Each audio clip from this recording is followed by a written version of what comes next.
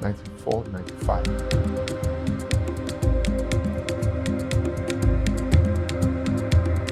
So LifePage was conceived 2001. I was working in the bookstore at the time. That was where I picked my passion for reading and all of those things. And it was there I started scribbling thoughts and inspirations I was getting. That document is still in a file till date. At the time, it wasn't LifePage, that was the name. It was Pages of Life. So it was, as I thought about and ruminated on Pages of Life. By the time you say Pages of Life Limited, rapture may have taken place. So 2008, a few months after I got married, I called a few friends together who were my colleagues at work where I was working at the time. I was working in an investment banking firm. We went to stockbroking, portfolio management, funds management, investment advice. We were doing a whole lot of those things then. I built a team at the time. Two of those guys were part of those teams. I had several others that were also as close to me, but I called them together. At the time also, that organization where we worked, it was the model, the business model of that company was a company within the company. I was, for the most part of that experience, was an entrepreneurial employee. In other words, I was responsible for the profit of my division. So if I didn't produce, if I didn't generate profits, I would go hungry. So, and also, that was where I learned, that was where I developed owned my leadership skill, literally. So I called these gentlemen together. The initial idea was that we're going to register our own company as a company within that company. That was the idea. So even though the company was originally conceived, I thought that this would be a good place to fully express all that I had. And then in that organization, the company used to do a lot of rewards, a lot of empowerment and all of those things. So I envisioned that we can carry that on with this company, LifePage. And that was what led to the initial registration of the organization at the time. But as time went on, I knew I didn't want any conflict of interest, so I was focused. It was impossible for anybody to even think I was ever going to leave the company. And I never planned to leave the company at the time. Honestly, I didn't. And so eventually for like 3 years, we didn't operate fully. We're just doing a lot of skeletal, a lot of brainstorming, and all of those things. At the time the company was registered, there wasn't clarity of what particular business, products, and services we're going to render. But by 2012, I ran into an opportunity through another friend of mine who said, there's this 21 acres somewhere. Would we be interested in taking it up along with them? So we will take 10 acres, they will take 11 acres. I said, fantastic. So that was a good opportunity to launch. And since wealth creation is at the core of our purpose, the thought had not always been that it would be real estate alone. It had just been that we do business. But when that opportunity presented itself, that was how we rode on the wing of that opportunity, and that was how we got started. So we started marketing that product, that particular landed property. That was our pilot project. We called it LifePage Gardens those days.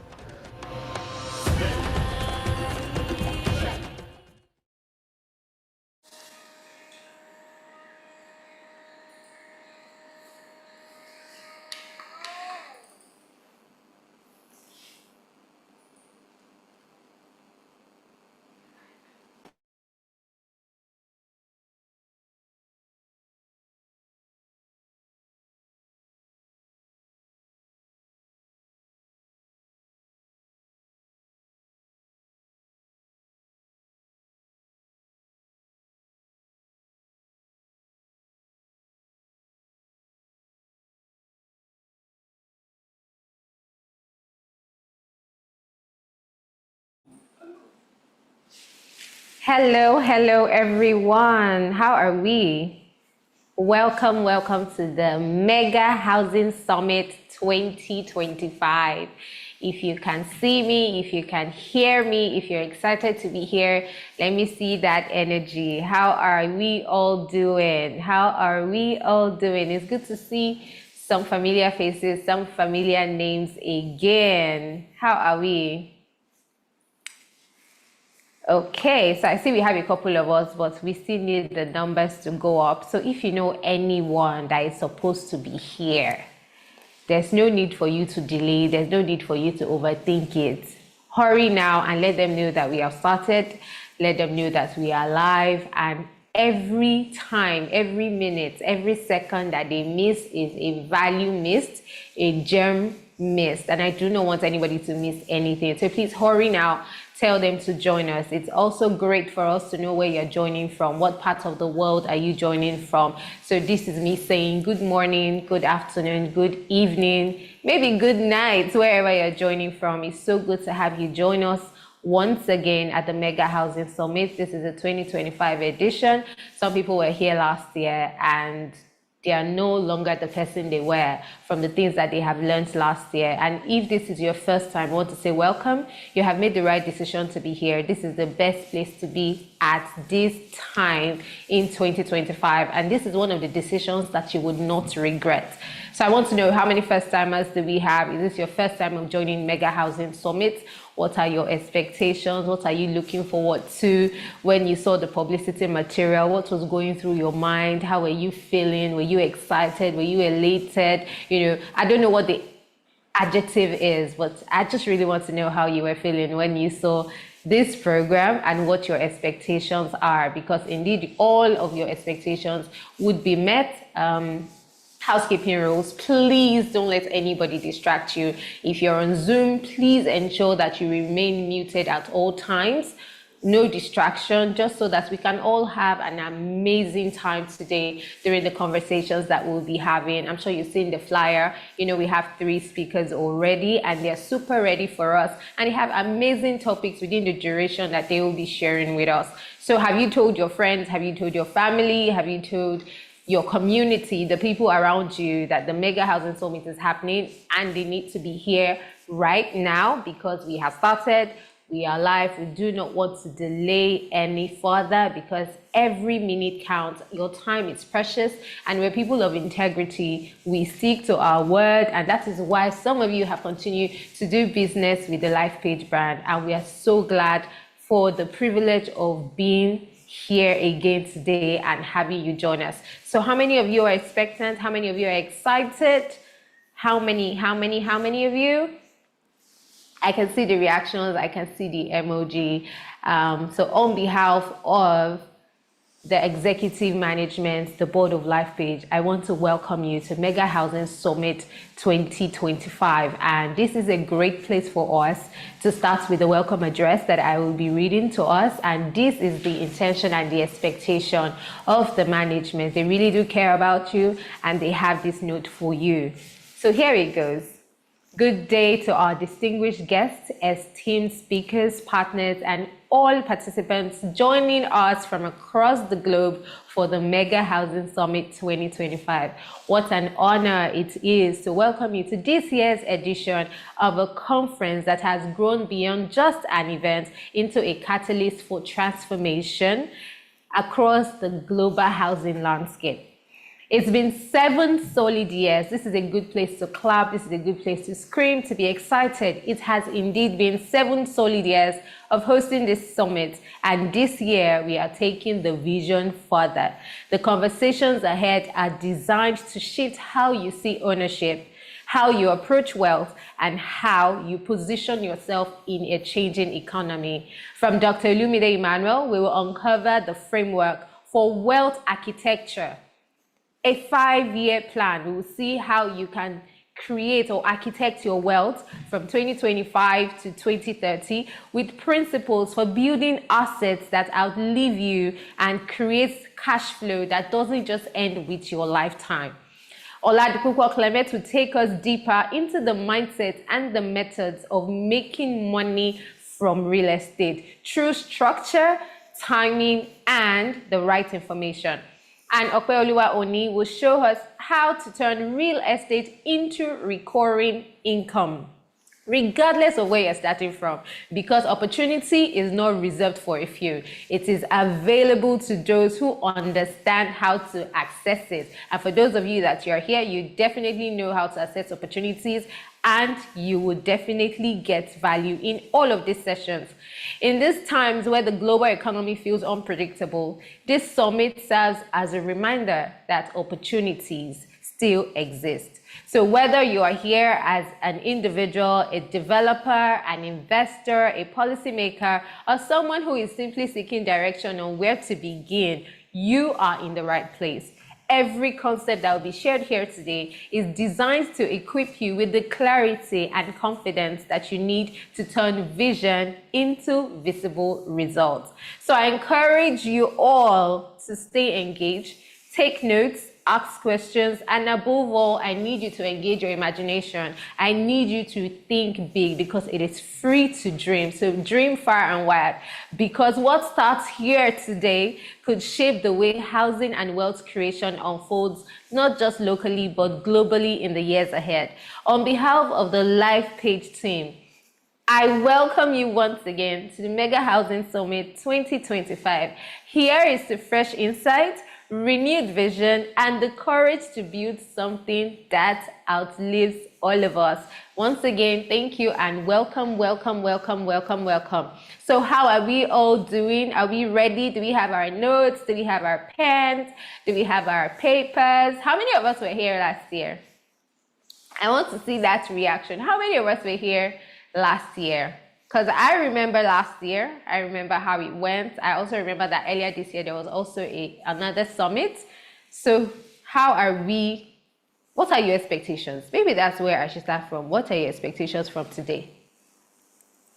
Do we have expectations? I would like to read them. I don't just want to, post them. Let me see them. I want to see all of them, all of it, all of it, all of it, all of it.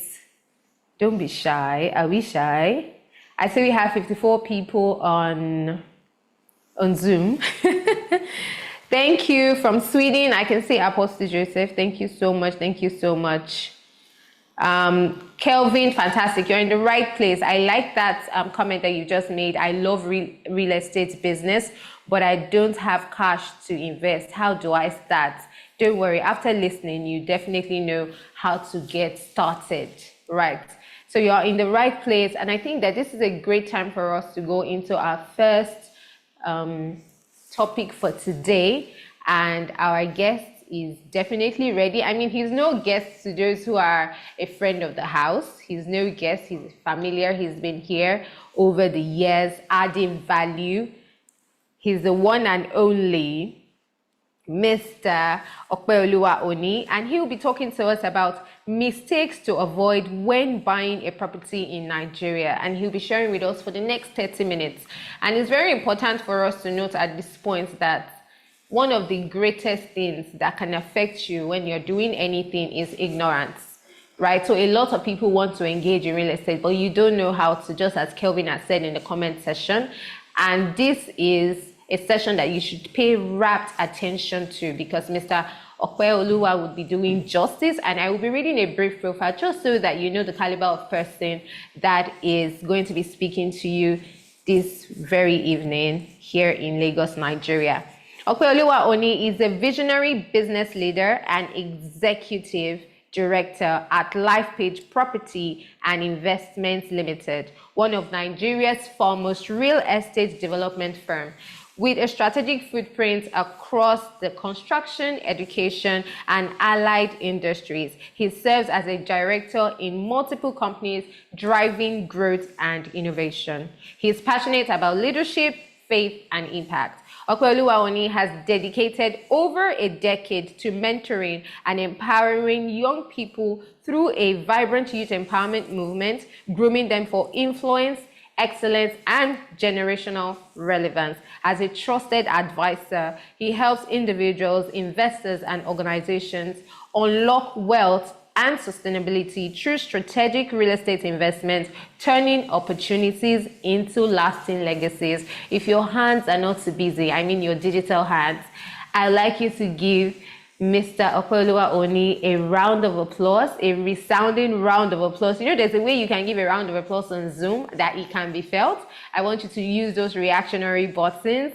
Welcome, Mr. Opeoluwa Oni, as he shares with us mistakes to avoid when buying a property in Nigeria. And all of your questions will be taken afterwards, but do make sure to share your questions with us. Welcome once again to Mega Housing Summit, and it's time for our first speaker, Mr. Opeoluwa Oni. Thank you very much for having me tonight. Thank you very much, everyone. And tonight is going to be a great one. I'm so excited to be here for all our viewers on YouTube, for all our viewers live here on Zoom. So just follow me, and we are going to have a nice time tonight, okay? So welcome, everyone. So tonight's session is basically this particular section is tailored towards anybody thinking of investing in properties in Nigeria. And most of the things I'm going to be touching on here are globally relevant as well, okay? That's very important that we take note of that. And I want to quickly start by sharing this story. I mean, most of us can relate with some of these news. And a colleague of mine shared a story of a friend that built a 16-unit of 2-bedroom apartment, and they're using it for the purpose of shortlets. And after building it, they started the business, and I mean, suddenly one day, the government officials showed up. This was a property that he built. He got all the documentations, assuming that he got all the right documentations in place, and the place was marked without any notice, and it was marked, and they were confused. And all of a sudden, the business that they've invested multiple millions into became stalled. And that was the beginning of a roller coaster, going back and forth with government, and eventually some couple of days ago, the building was pulled down. That was how millions went down the drain. And the reason why we have put this together is so that you will not fall victim of that, whether you are investing multiples of millions, you are investing billions, you are investing your hard-earned fund, any kind of money that you are investing, there are mistakes that you can avoid by doing some of the things that we're going to be sharing with you today. And I want you to really pay attention to this, okay? So for me to just know that you can hear me loud and clear, just go to the chat room and type MHS. I just want to be sure that you can hear me loud and clear. Just chat room, just type MHS. I can just, okay, fantastic. So the one mistake that we must pay attention to when we are investing in property in Nigeria is the question of mistakes of purpose. You must be able to answer purpose. So buying without a clear and written purpose is going to end you up in a total mess. Okay, let me give you an example, for instance. Anytime you are buying a piece of property, there are two basic things that you must pay attention to. And I always tell people, buying property is not about emotion. It's not about emotion. It's about logic. It's about the numbers. Is this property giving me the right numbers? And for you to even go to the numbers, the foundation is the place of purpose. Purpose is the foundation of everything. Like it's usually said that if the foundation be destroyed, this superstructure has no opportunity to survive. Okay, so that is what purpose helps you to do, basically. And these two things must be the foundation of your purpose. Am I buying this property for cash flow? Or I'm buying this property for capital gain?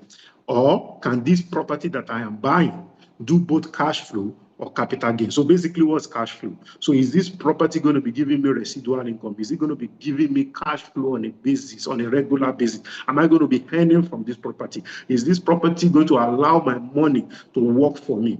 You must be able to answer that question. And when we talk about capital gain, is this property going to be hardened hub?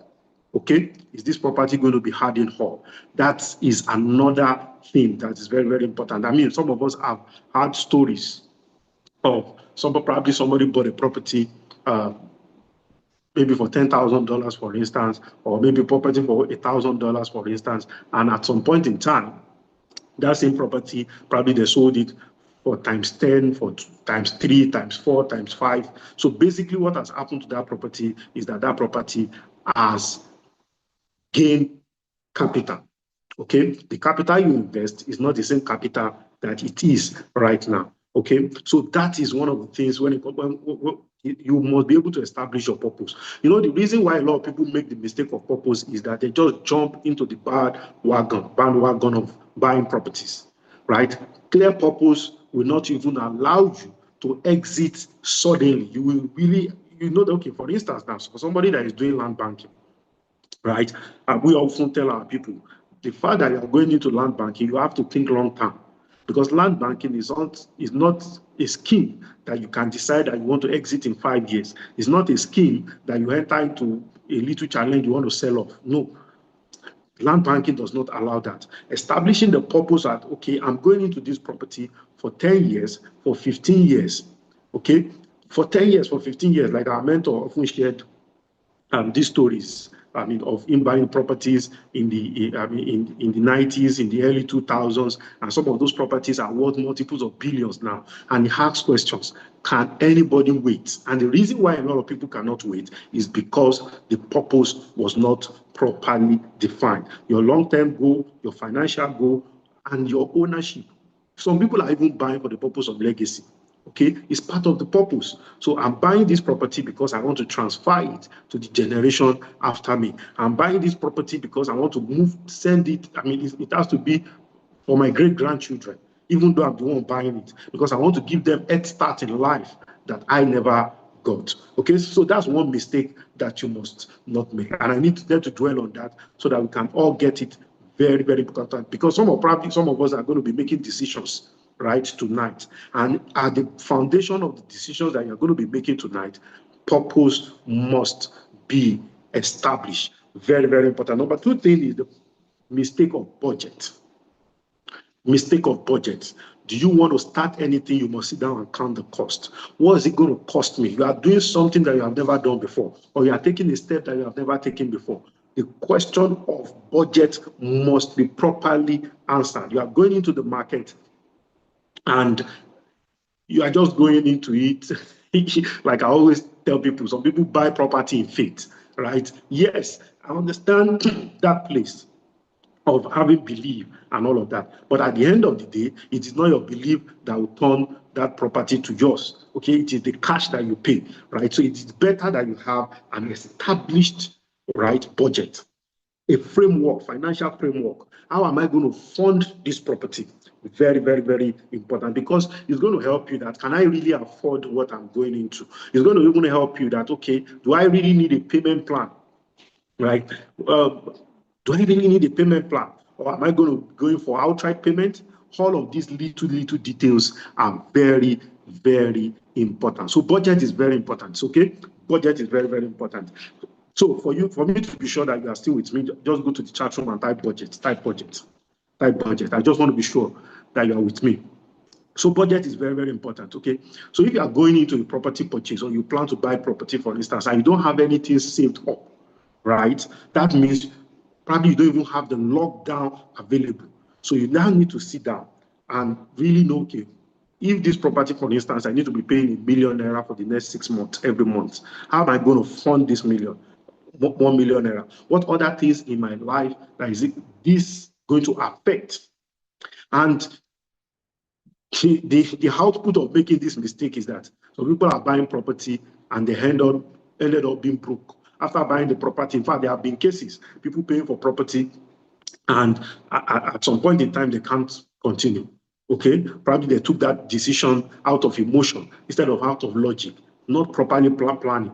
Some people, instead of them buying a half plot of land, for instance, or buying a 2-bedroom, they are going 2-bedroom apartment, they are going for a duplex, right? All these are supposed to be answered from the place of budget. Like the popular saying goes, that you cut your clothes according to the material that is available. You don't cut it according to your desire. Okay, very important. Number 3 thing, mistake that you must not make when you are buying property anywhere in the world, whether it's Nigeria, outside Nigeria, in Europe, in America, is the question of location.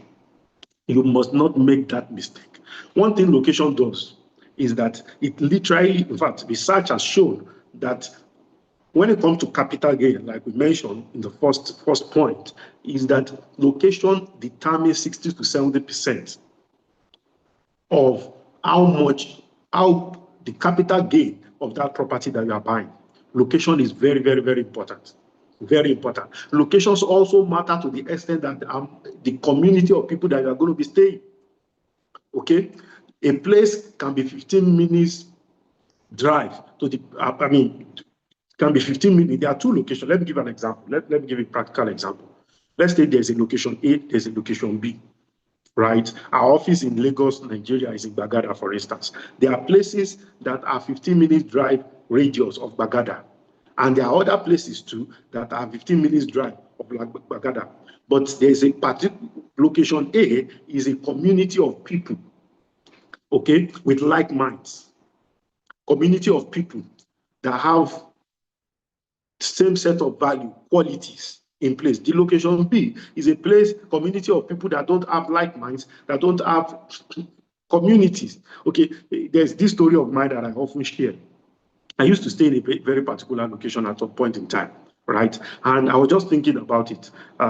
My father owned a property, and like most of us, there's a book we are going to be talking about today, and we are going to be sharing.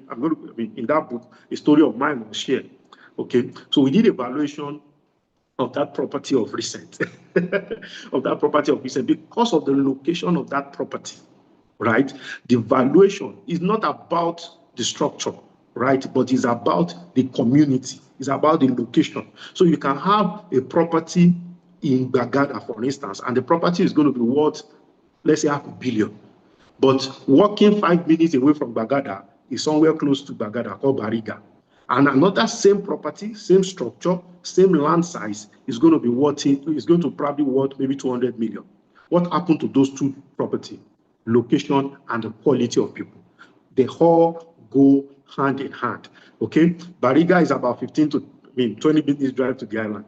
Bagada too is about 15 to 20 minutes drive to the island. But the quality of people that stays in Bagada and the quality of people that stays in Bariga are not the same thing. I'm not trying to talk down on the quality of people that stays in those two locations. I'm just giving you an example. Okay, so for instance, now we often share these. We have a project in Obafemi Wode. We are part of the coalition, Conclave City Coalition. And one of the things I always tell everybody that wants to invest in that project is this. One thing that you will never regret investing in such project is because of the quality of people that have come together. Number one, LifePage is not there in isolation. It's among other members, over 30 other developers coming together.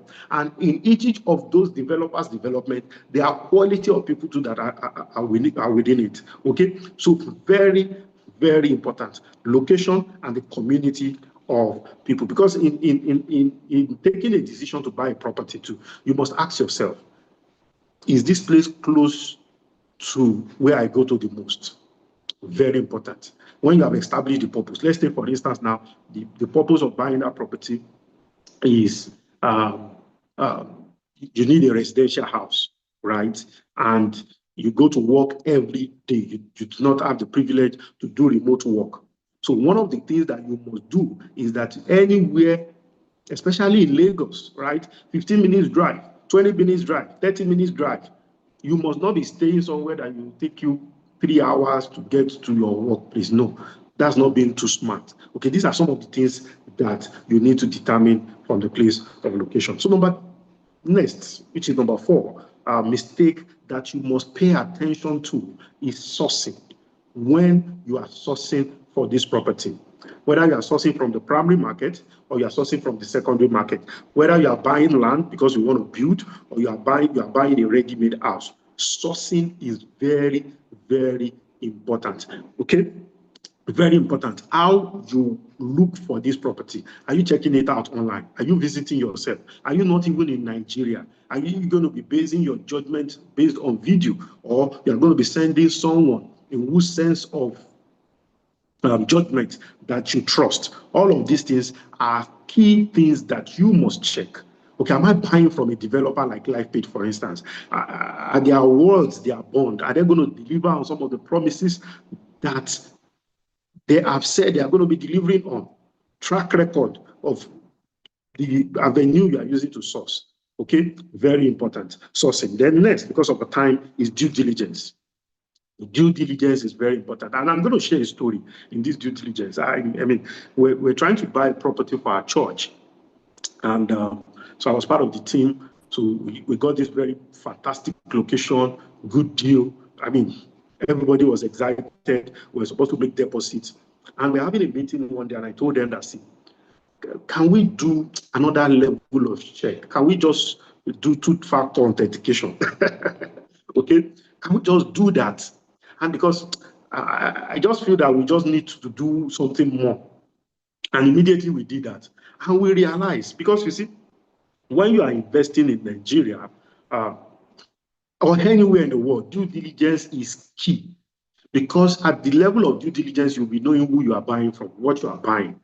And you are going to be knowing who is transferring title to you. You are going to be knowing the liability that you are, whether it's an asset you are buying or is a liability.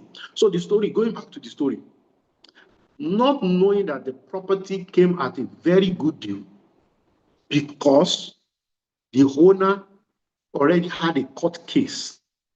And one of the things they did, I never knew that that happens in Nigeria. One of the things that they did was that probably they told the court people, but we couldn't find the file.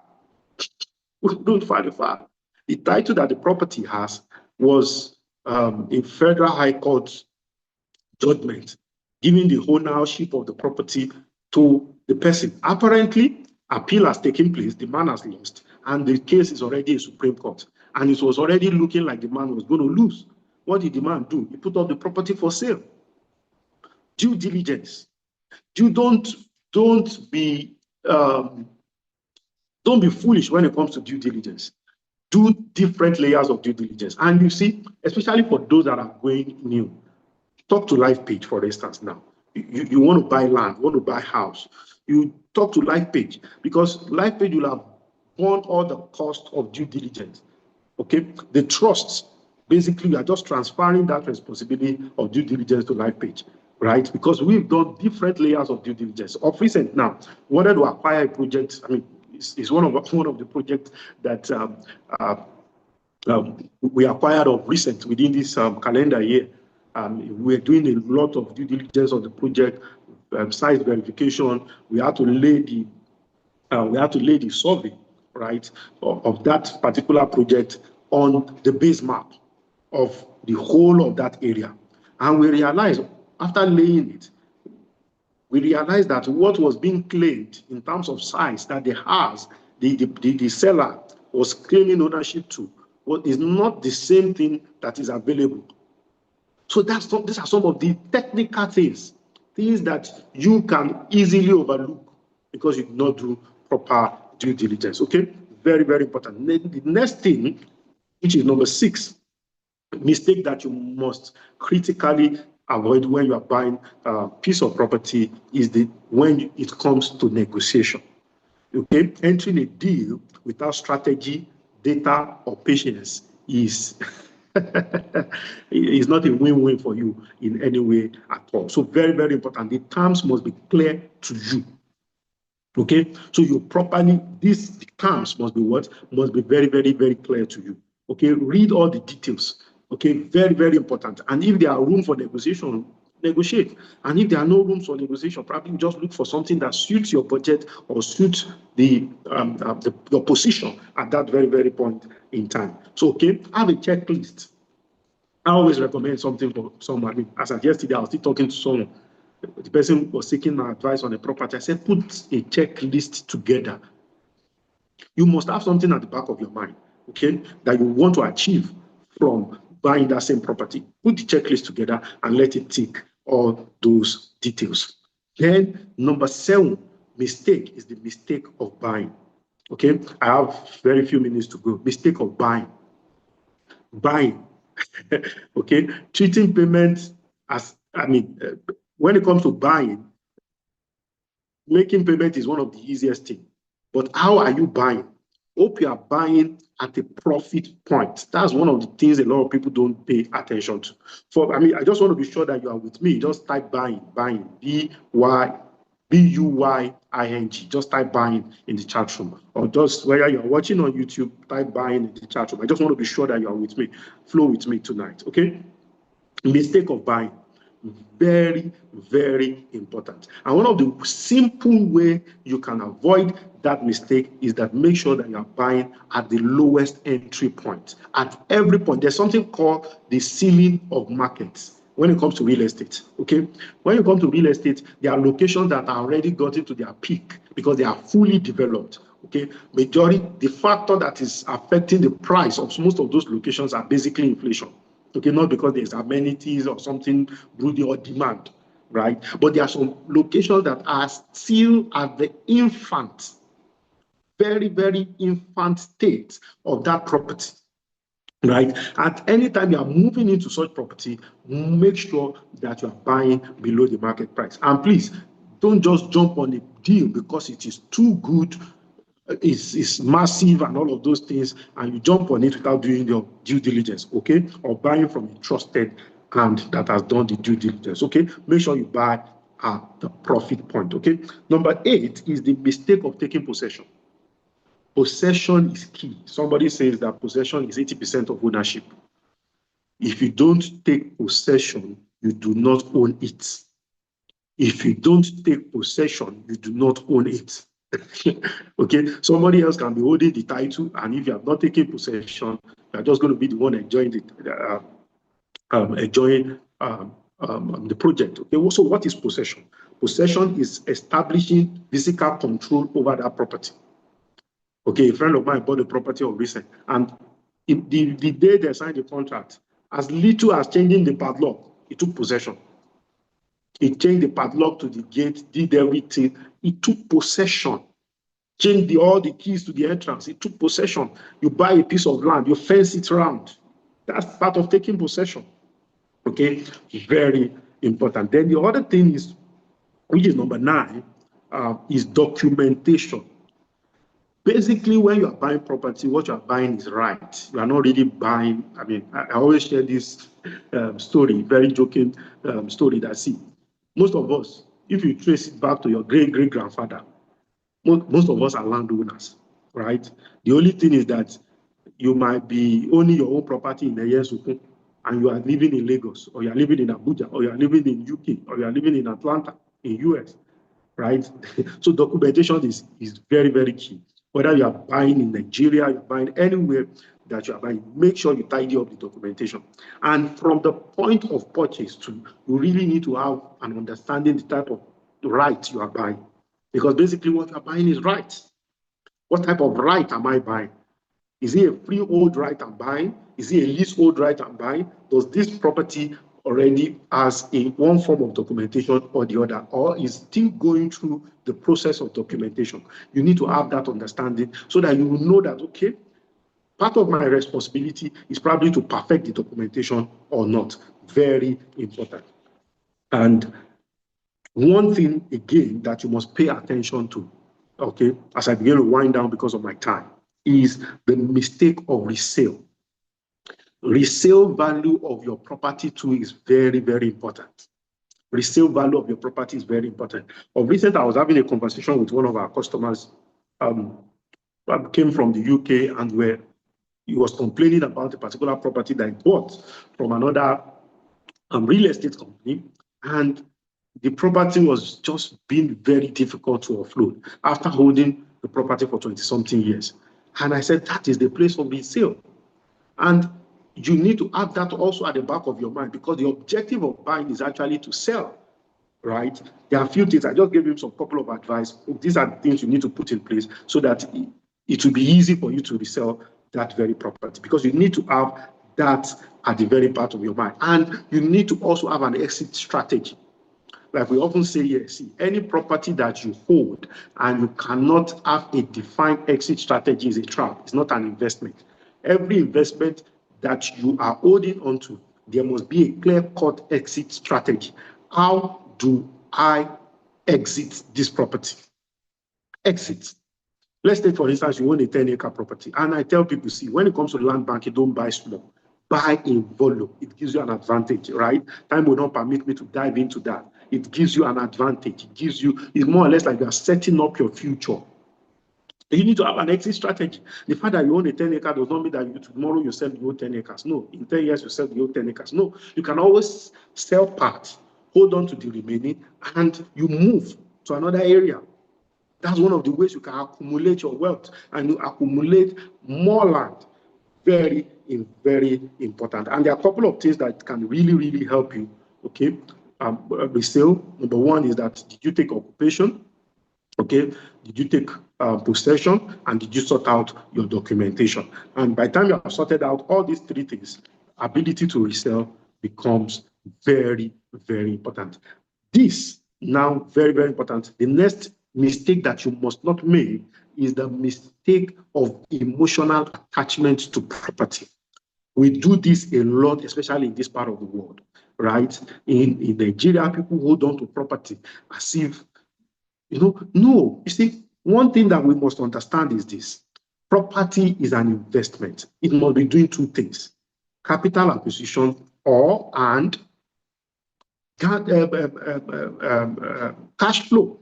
So at every point in time, you need to know, is this property increasing in value? Don't be emotionally attached to it. I see a lot of people build their first house, they are holding on to property, they are emotionally, it's like they bury their soul inside that property. And the best decision to take at that very point in time is to probably sell that property and move to another location. I have a friend, he works in a particular company, and the official car, they change the official car every 5 years. Because of the location he stays, all in the name that I'm staying in my own house, right? His car, by the time he uses the car for 1 year, the car is looking like he has used that car for 50 years. And I told him, I said, see, you are emotionally attached to that property. Put that property out for rent. You can be a landlord and a tenant at the same time. Okay, so when buying property, don't be emotionally attached to it. There are property that you don't have business staying in. That property is supposed to be for rental income, not for you to park in, all because you want to carry the title landlord. No, you can be a tenant and a landlord at the same time. Then, as I begin to round up, 3 more mistakes that I want you to pay attention to, and I need your full attention here. And I want you to write this in the chat room. Okay? Poor research. A lot of people don't do research. Okay? Poor research. For us at LifePage, before we even buy any property that we are ready to now start bringing people on board, is that we've done our research.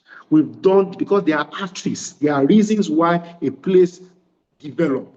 There are arteries to city development. There are indices. There are things that a particular property must have that will allow your property to appreciate. There are things that a particular property must have that will make that property to give you the desired cash flow. And if you don't do proper research, there is no way you'll fall victim and you'll make that mistake. You'll make that mistake, okay? And second to the last point, which I'm going to be touching on here tonight, is that when you are thinking property, please don't think short term. Yes, I know that there is a place for property flipping. I buy, I touch it up, and I flip it. But when you are even doing property flipping, think long term. Property is not like, because a lot of people have done a lot of kalu, short-mindedness in thinking. That's why a lot of people lose out in property. I've seen people sell property just because they have, and I always tell people, see, right? If you have a problem and the only thing that you can do is to sell that property that you have, probably your financial intelligence is still questionable, okay? Because if you are not bad, if let's assume that you don't even have that property, will you not be able to solve that problem? So you need to think long term, because sometimes you just need to hold on to that property for 6 more months. I shared a story in our book, Beyond Land and Houses. I shared a story of a friend of mine. And while we were putting the book together, I needed to get the full gist of his story, because he started a real estate journey just with 10,000 naira, and three years ago, when he did the valuation of all the property that he holds in a particular location, was over 750 million naira.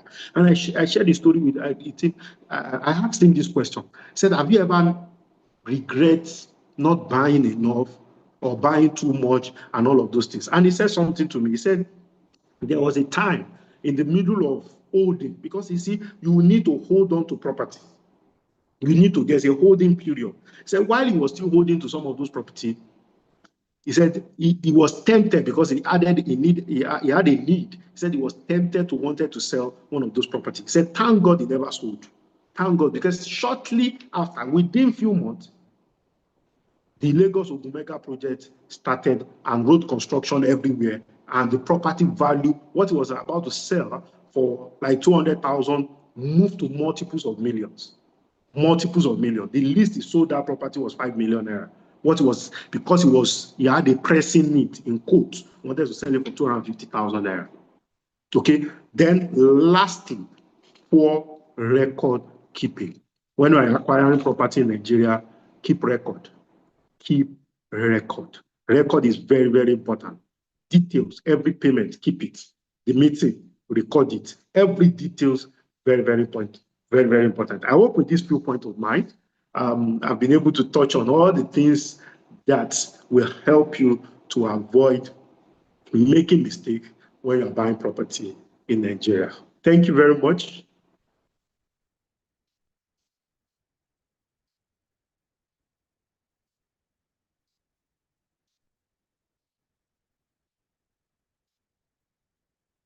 So there will be section for question and answer later, so we'll come back to that.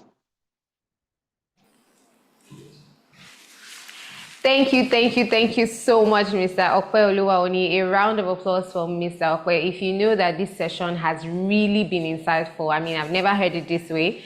I've heard this topic in like bits and pieces, what people need to pay attention to, focus on when they want to acquire a property or buy a property. And I must say that this is very comprehensive. And in order to summarize it, or to put it all in one word, there's a need for you to have a checklist. And that checklist should comprise of everything that Mr. Okwe has shared. Who agrees with me?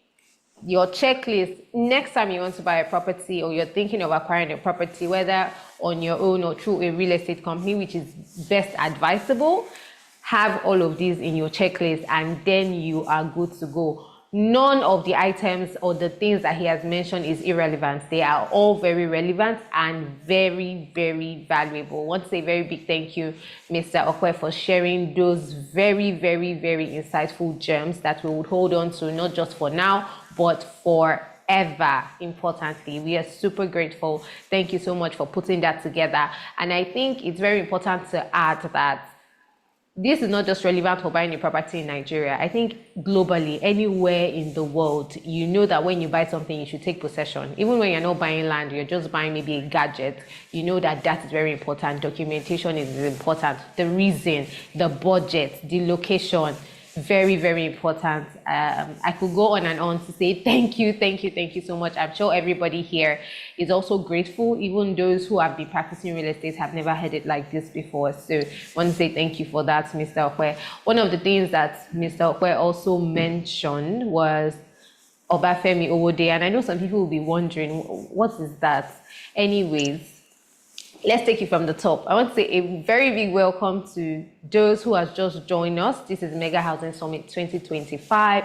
If you joined us just recently, you haven't really missed a lot. You can catch the replay on YouTube. My name is Stella Uwetwe, and I am your anchor for tonight. So the voice you just heard, or the session you just concluded, is the session by Mr. Opeoluwa Oni, and he spoke about mistakes to avoid when buying a property in Nigeria. In the course of his presentation, he made reference to a particular property Obafemi Owode. This is a property in Ogun State, and the product video will be coming up shortly for you to enjoy it and also think about it using that checklist that he has shared.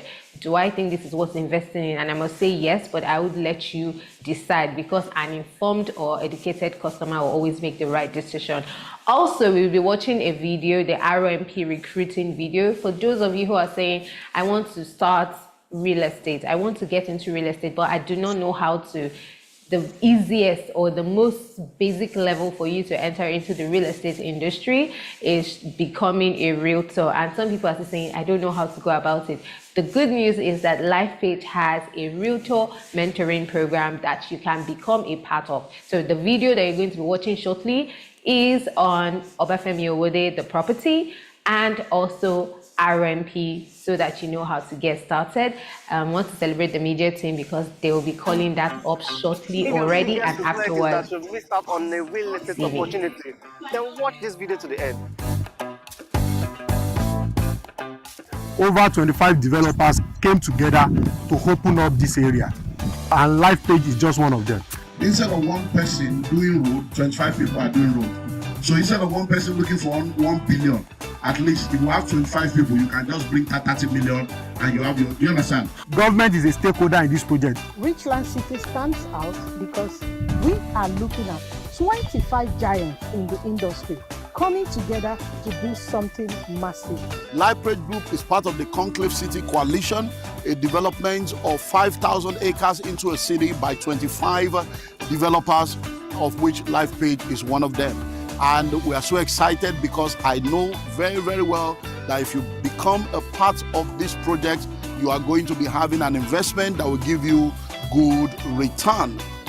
The Golf District is an eco-lifestyle development designed for investors who value size, serenity, and solid capital appreciation. Now, at pre-launch level, subscribers can secure a minimum of 1,000 square meter with 2 flexible options. Standard package, $10 per square meter, inclusive of documentation and development levy. Premium package, $15 per square meter with fencing added in. You can be sure that every plot here is a lifestyle worth living. Opportunities like this don't linger.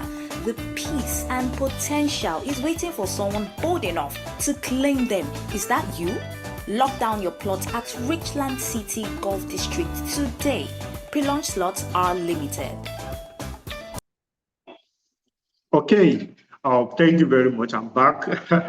So the video you just watched now is about Richland City, Obafemi Owode, and I want to quickly give you a quick breakdown. See, the beautiful thing about Richland City, the Obafemi Owode, is part of the coalition, a larger coalition of Conclave City Coalition, and LifePage is one of part of that coalition. And what we've decided to do is Richland City for us is not just land banking, it's premium living, just like it has been said in that video. And we have different districts. Okay, so a couple of months ago, we did the first district, which is Green Meadows. And for those that invested in that district, I mean, the testimonies abound. I mean, the value of that property is on another level right now. Okay, and we have the second district, which is the Lake Town district. The pre-launch ended not too long ago. Now, this is the third district, which is the Golf, GOLL, the Golf district. And this Golf district, there are 2 packages, right? The minimum you can do in this Golf district is 1,000 square meter, right? 1,000 square meter. So the standard package comes with both documentation and developmental levy. So the cost is all inclusive. And especially for those of you that are not in Nigeria and you want to invest back home, you have a vision, there's some things you want to do in the next 10 years, 5 years, and you're looking for a location that can help you to accommodate such, okay? So the price is $10,000 per square meter or 15,000 naira per square meter, or then the premium, okay? The premium is there's fencing inclusive, okay? It's not just the land, it's not just documentation, it's not just developmental levy, but we will also help you to fence your land. So all inclusive is $15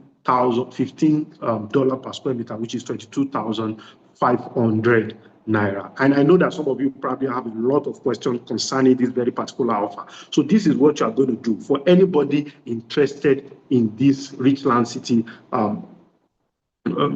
Gulf District in particular. All you just need to do is to send GOLF, that's Gulf, GOLF to 090 6000 5747, 090 6000 5747. And the reason why you are doing this basically is so that you will be able to give you all the details, how you'll be able to take advantage of it, the form, the terms and conditions, so that you can go through it, right? Like I said, you'll be able to understand all the process before you invest into it. So all you just need to do is to send GOLF, right, to that number. And so if you are doing 1,000 square meter, so what that automatically means is that for the standard plot is just 15 million naira, and that includes the documentation, and also that includes the development levy. And that is that about the Richland City of Bafemi. So please, let's take note of that. And one other thing, I saw a question earlier. Somebody saying that I'm new to real estate and I don't know how to start, where to start from. I don't even have money to start. Okay, one offer that I have for us today, and I want you to really, really pay attention. If you are doing anything, don't be distracted. Listen to me. Let our eye be focused together tonight. Okay, one thing I want to offer that I want to give to you is this: the testimonies abound. There are people within our system that are taking advantage of this offer. Okay, taking advantage of this offer that I'm about to talk about. So I just saw a message. Please, you can send message via WhatsApp.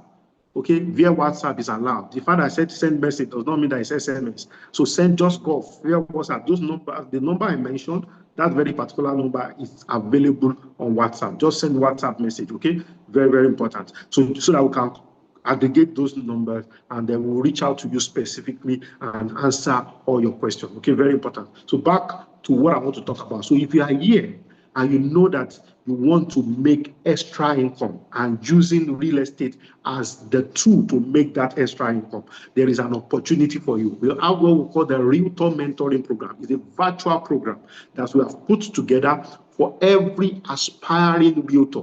Realtor Mentoring Program is an opportunity to be coached by our CEO, Dr. Oladipupo Clement. Okay, for 6 weeks, he's going to groom you, take you through the process of how you can turn your network to net worth. It's not a rhyme. It is what can be done. It is what people have been doing. Okay, so and the opportunity is available. Normally, this program is about 100,000 naira, but we are giving everybody the next 72 hours in case you want to do the real estate mentoring program. Your future is one day you want to become a developer. The best way to start is actually starting as a realtor, because it's costing you next to nothing to actually start. And for the next 72 hours, we are giving you the opportunity to just pay 20,000 naira and join that network, and you go through this program of mentoring and you go through this program of coaching and take advantage of all the tools and systems that we have put in place for you, and you will never regret it. So to take advantage of the RMP, okay, the Realtor Mentoring Program, all you just need to do is to send the message RMP. Send any message, okay, RMP, okay, to 090 6000 5737. RMP to 090 6000 5737. And for those that are interested in the Gulf District, okay, all you just need to send is Gulf, GOLF, to 090 6000 5747. Okay, thank you very much. Over to you, my uncle.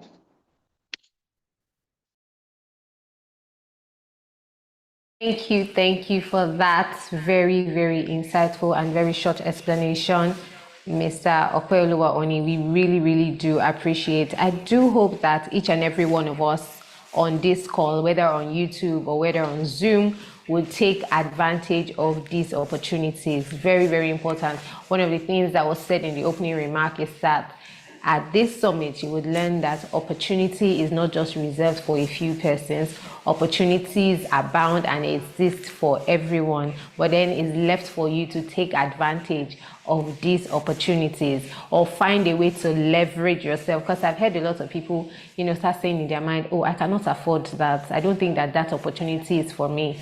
Well, if you become a realtor, you know that you can take advantage of this opportunity, because as a realtor, you earn commission. And Mr. Opeoluwa Oni has already shared with us how you can become a realtor through the Realtor Mentorship Program that will be taken by Oladipupo Clement, who is also going to be our next speaker, the next speaker we're going to be listening to. So I want to say welcome again. I see some people put in the comment section, first timer.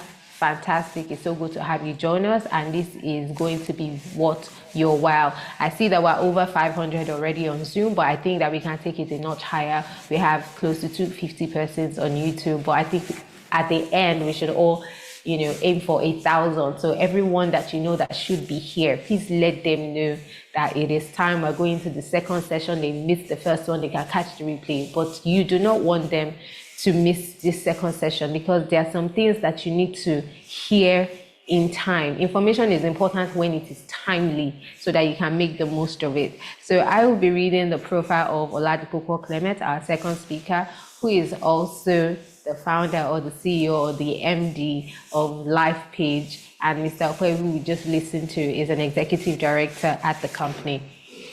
Oladipupo Clement will be teaching or sharing with us on ways to make money from real estate, because some persons only think there's just one way. But even when Mr. Ope was speaking, he mentioned that there's a way you can buy or acquire a property already at profits at the entry point. And some people don't even know that. You're waiting to flip or you're waiting for land banking. But OC is here, and he's going to tell us the multiple streams of income that we can get from real estate. So I really do hope that you are ready for this segment. It's going to be shared with us for 30 minutes. So I need your rapt attention for 30 minutes. Take away every form of distraction and pay close attention. Oladipupo Clement is a trusted expert in wealth creation, business growth, and strategy with over 2 decades of experience. He is a highly sought after conference speaker and the best-selling author of Financial Freedom Master Guide.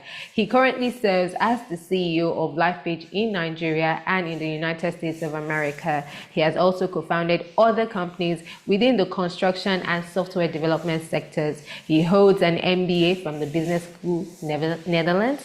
He is happily married with children. With so much joy in your hearts, please let's make welcome our convener, the visionary of LifePage, Oladipupo Clement, as he shares with us ways to make money from real estate. Over to you, sir. You're welcome. Thank you so much, Stella, and welcome everyone. That was a very powerful session by Mr. Opeoluwa. There's no point sharing anything else. You know the mistakes to avoid, you know the pitfalls, you know where the fortune is. There's no point doing further teachings. So you are welcome. My name is Oladipupo Clement, and it's such a joy to have us at the 7th edition of a Mega Housing Summit.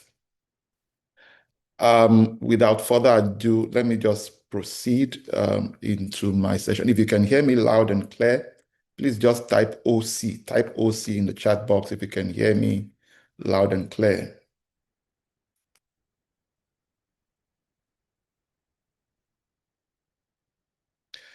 As Okpe was sharing, I felt you are giving everything. Let them go and read it in the book now. We have them in the book. I felt it was already in the book. Just go read the book. Just go download the book. Just go get the book. And I'll talk about the book later on. We poured our hearts, we poured our soul into that book. That book was born out of raw experiences. It was born out of failures, mistakes, setbacks, benefits, so that people don't repeat some of our own mistakes, and then leverage that to create massive wealth and impact at the same time. So I'm sharing with you on ways to make money from real estate. Ways to make money from real estate. And there are a couple of them. One joy I have today is the fact that I don't need to talk too much. If I pick just 2 points and I elaborate and break it down, give you give you some stories, give you some illustrations, that may just be enough. But what I found out, in order to make money from real estate, I already alluded to that in a session. It's very critical. When I was in investment banking, we often establish or educate most of our clients the need to clarify your objectives. The need to clarify objectives. So when he talked about the mistake of purpose, he alluded to that there. Why exactly are you buying a property? Why? Your why is what essentially reveals your what, right? All opportunities are not for you, but what determines the opportunity that is for you is your objective. So in order to align a property opportunity or investment opportunity to you, it has to align with your objective or with your purpose. This is so important. And so in order for me to show you how to make money from money, I think it's important to re-emphasize what your objectives are. What is your risk profile like? What's your risk tolerance? How much risk can you tolerate? How much risk can you accommodate? All right. How much time do you have? Someone who is retiring tomorrow, retiring next year, in the next 1 year, most likely will not embrace certain type of investment opportunity. But ultimately, it's also about what is your budget? How much capital do you have at your disposal? That will also determine, it will also inform the strategy. And so some of the ways I'm going to share are essentially strategies that you can deploy, in making money from real estate. And so this list is not exhaustive. You can have a mix of them. You can use 1, 2, and 7. You can use 7, 8, 9 together. So you can have a mix of those strategies. So the first one I want to talk about is you can buy land and resell in the future. You can buy land and resell in the future. Just recently, a very good friend of mine reached out to me to say, he's been building up a portfolio. He had just completed a house and moved into his house, and is now looking into, so he's been accumulating a portfolio of landed properties, in a particular local government in Lagos. And he's been doing it with a lot of commitment, with a lot of focus. So he was asking that his intention is to build up a portfolio of cash flow producing assets. So he's thinking of developing 2 plots he just recently bought into a block of flats, block of 6 flats. But that his fear is that in so doing, he would no longer be able to continue to acquire land when the opportunity presents itself. And so he wanted to pick my brain on what way or how should he go about it, since his plan is to retire in 10 years. His plan is to retire in 10 years. So I told him, I said, there are a couple of things he could do, but what I would recommend, given my understanding of his personality, given my understanding of the fact that he already has established active cash flow right now. He has a very good job, and he's been paid. For the kind of properties he has accumulated, you have to be earning well to be able to afford those type of properties. So I told him, focus more on acquisition, because land really is the real asset. The most valuable asset on planet Earth is Earth in itself. Please write it down. The most valuable asset on planet Earth is Earth in itself. Now, so I told him, you can buy, you continue to acquire land, just go into land banking, take possession, right? Perfect your title, documentation. So there are 3 things you must do whenever you buy land. 3 things to secure your land banking venture. Every land you buy, whether you buy from primary market or you buy from secondary markets, whether you're buying from an individual, you're buying from a company. Three things you must do to secure land banking venture. One is documentation. Two is possession. And number three is occupation. Time won't permit me to go into those details, but for those of you who have been following us, we've shared on this again and again. So I told him, just keep acquiring, get your documentations right, and then continue to take possession. And Okpa already did justice to that, establishing what it means to take possession of a property. And according to him also, and based on some of the things we've seen, right, the person who takes possession, as far as Nigeria is concerned, of course, not that documentation is not important, but documentation is just one leg of that equation of ownership. You want to make sure that you also take possession by way of fencing that land. If the land is already fenced, you want to gate it. If it's already gated, you want to make sure you have the keys to the property. So that's what establishes your control. Now, having said that, so I told him, I said, so what you should do, considering the fact that you do not even have all the time, over the next 5 to 7 years, consider just acquiring land in that same zone. And then by the 7th year, you can sell off some to develop others into cash flow producing assets. I said, by that time, the value of those properties could have tripled, quadrupled, could even be 10 times more. And then that would be your financing strategy for the cash flow producing assets you really want. So you now dedicate the next 3 years to that, right? And I gave him a second recommendation, but we'll get into that. But before I move on, the first way to make money in real estate is buy land and resell in the future. There are 3 major reasons, generally speaking, that people buy land. They buy with intention to build. And for obvious reasons, nobody builds in the sky. Everybody builds on land. So even if you are buying a swamp, or you're buying a swampy land, you're buying mesh land, or you're buying water, plots of water, all you just require is just to do some reinforcement. So everybody builds on land. So whether you are building now, you're building later. The second reason people buy land is with the intention to keep as a container or as a store of value, to hedge against inflation or devaluation of currency. And this is so important, right? And that's one beautiful thing I love about real estate, because no matter, once your objective is clear, and the objective is, I want to hold for long, right? And this applies in most parts of the world. Time won't permit me to go into those details. But the second reason is to keep, and so that rather than you doing cash banking, you're just doing land banking. In our book that I'll be presenting to you shortly, we broke things down. We made sure the book is not academic. We made sure that the book is so practical, you can see yourself inside the book. We told a lot of stories, our stories. We told other people's stories. We shared experiences. I'll get into that shortly, but I'm so excited about the book because it's one of such work that we've done that we gave in so much of our hearts to it. I've been in investments in general now for well over 25 years. Yeah.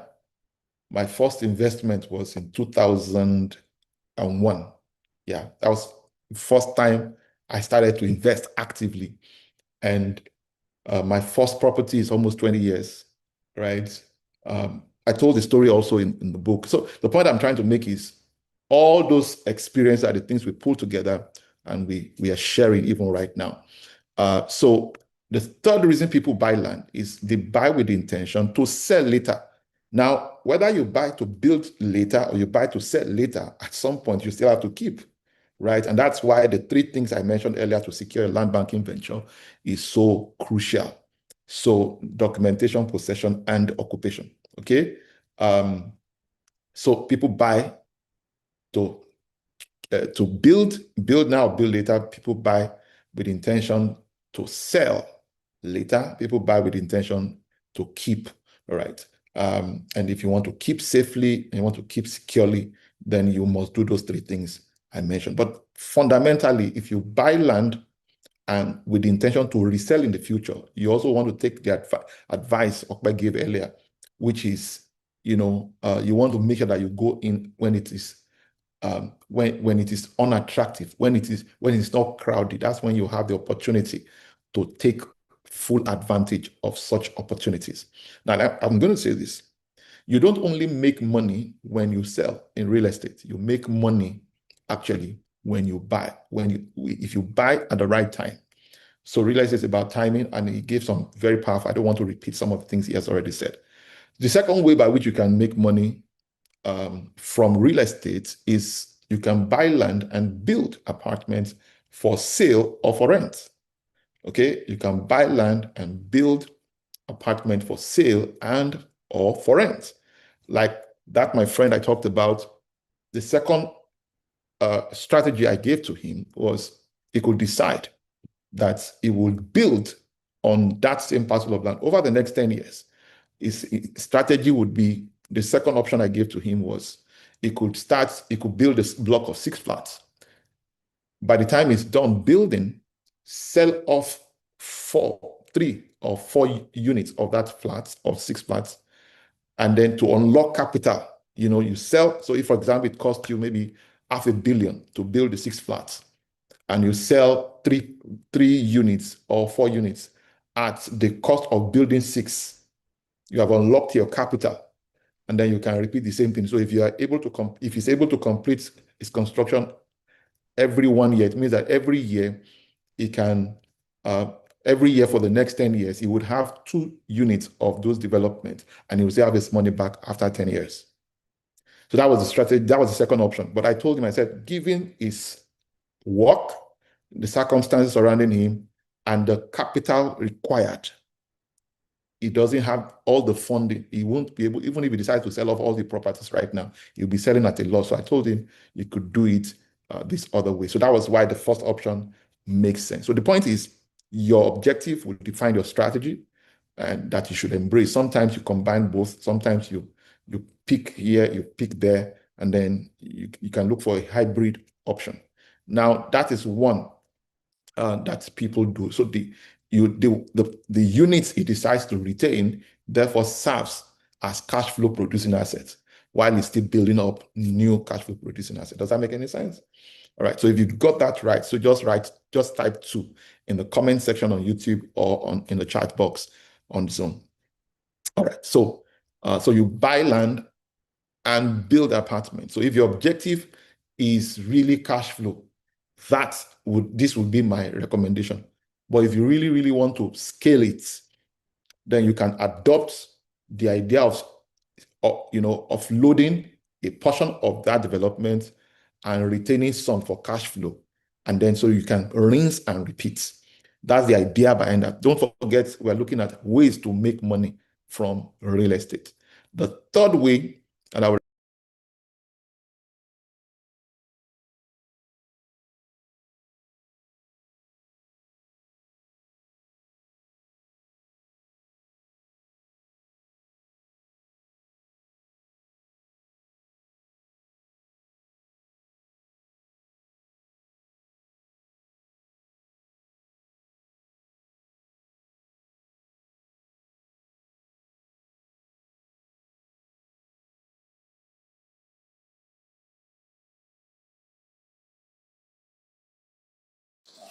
Hello. As we know, technology would always have its pros and its cons. So it's one of those things. It's a glitch, and OT will be joining us shortly. He'll be joining us as soon as possible. Apologies for that. But I do hope that we've been getting value. If you know that you have been getting value from the Mega Housing Summit 2025, let me see your reaction in the chat room. Yes, Osi will be back. Okay, he's back now. Welcome back, Osi. Thank you very much. I didn't even realize what happened. I mean, I don't know, but it's good to be back. If you heard me up to point 2, please just type 2. Type 2.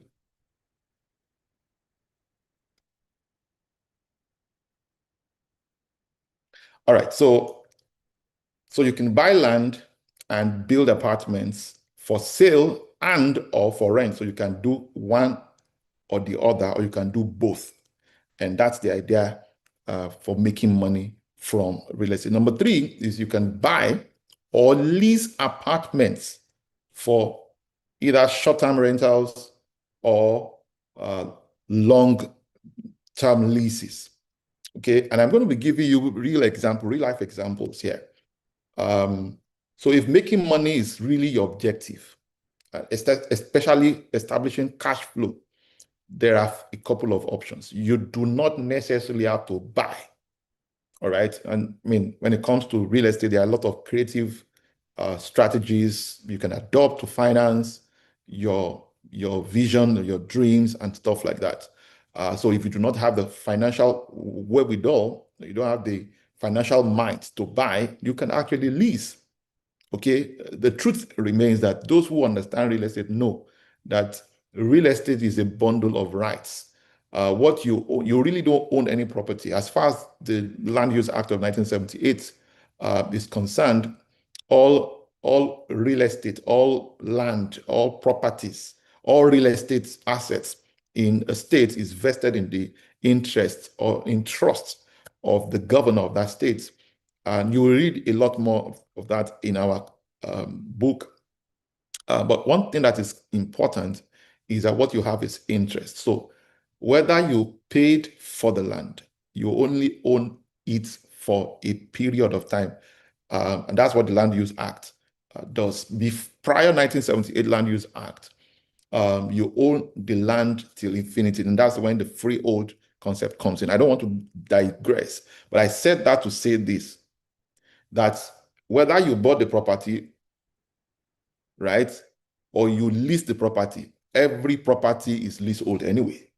And you hold it for a term. You own the interest on that parcel of land for a term or for a period of time.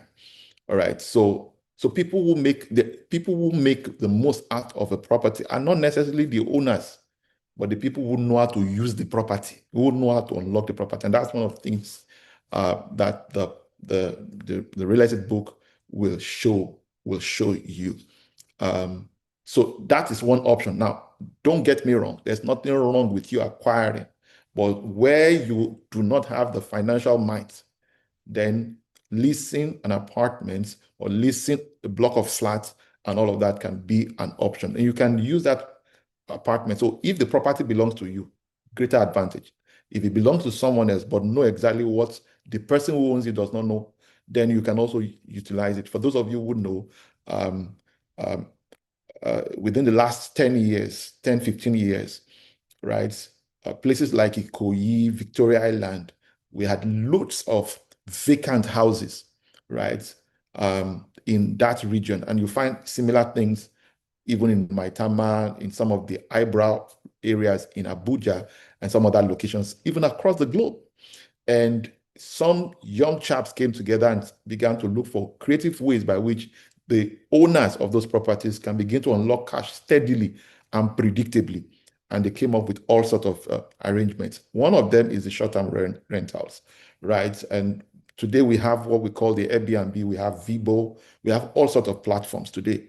And these are platforms that are worth billions of dollars today, but they own no assets. They just are an aggregator. They just a platform where they connect the renter to the landlord or service provider or what they call hosts, right? You can do likewise. You can actually lease a property for long term. Now, for those of you who already have properties, also one way by which you can make money from your property.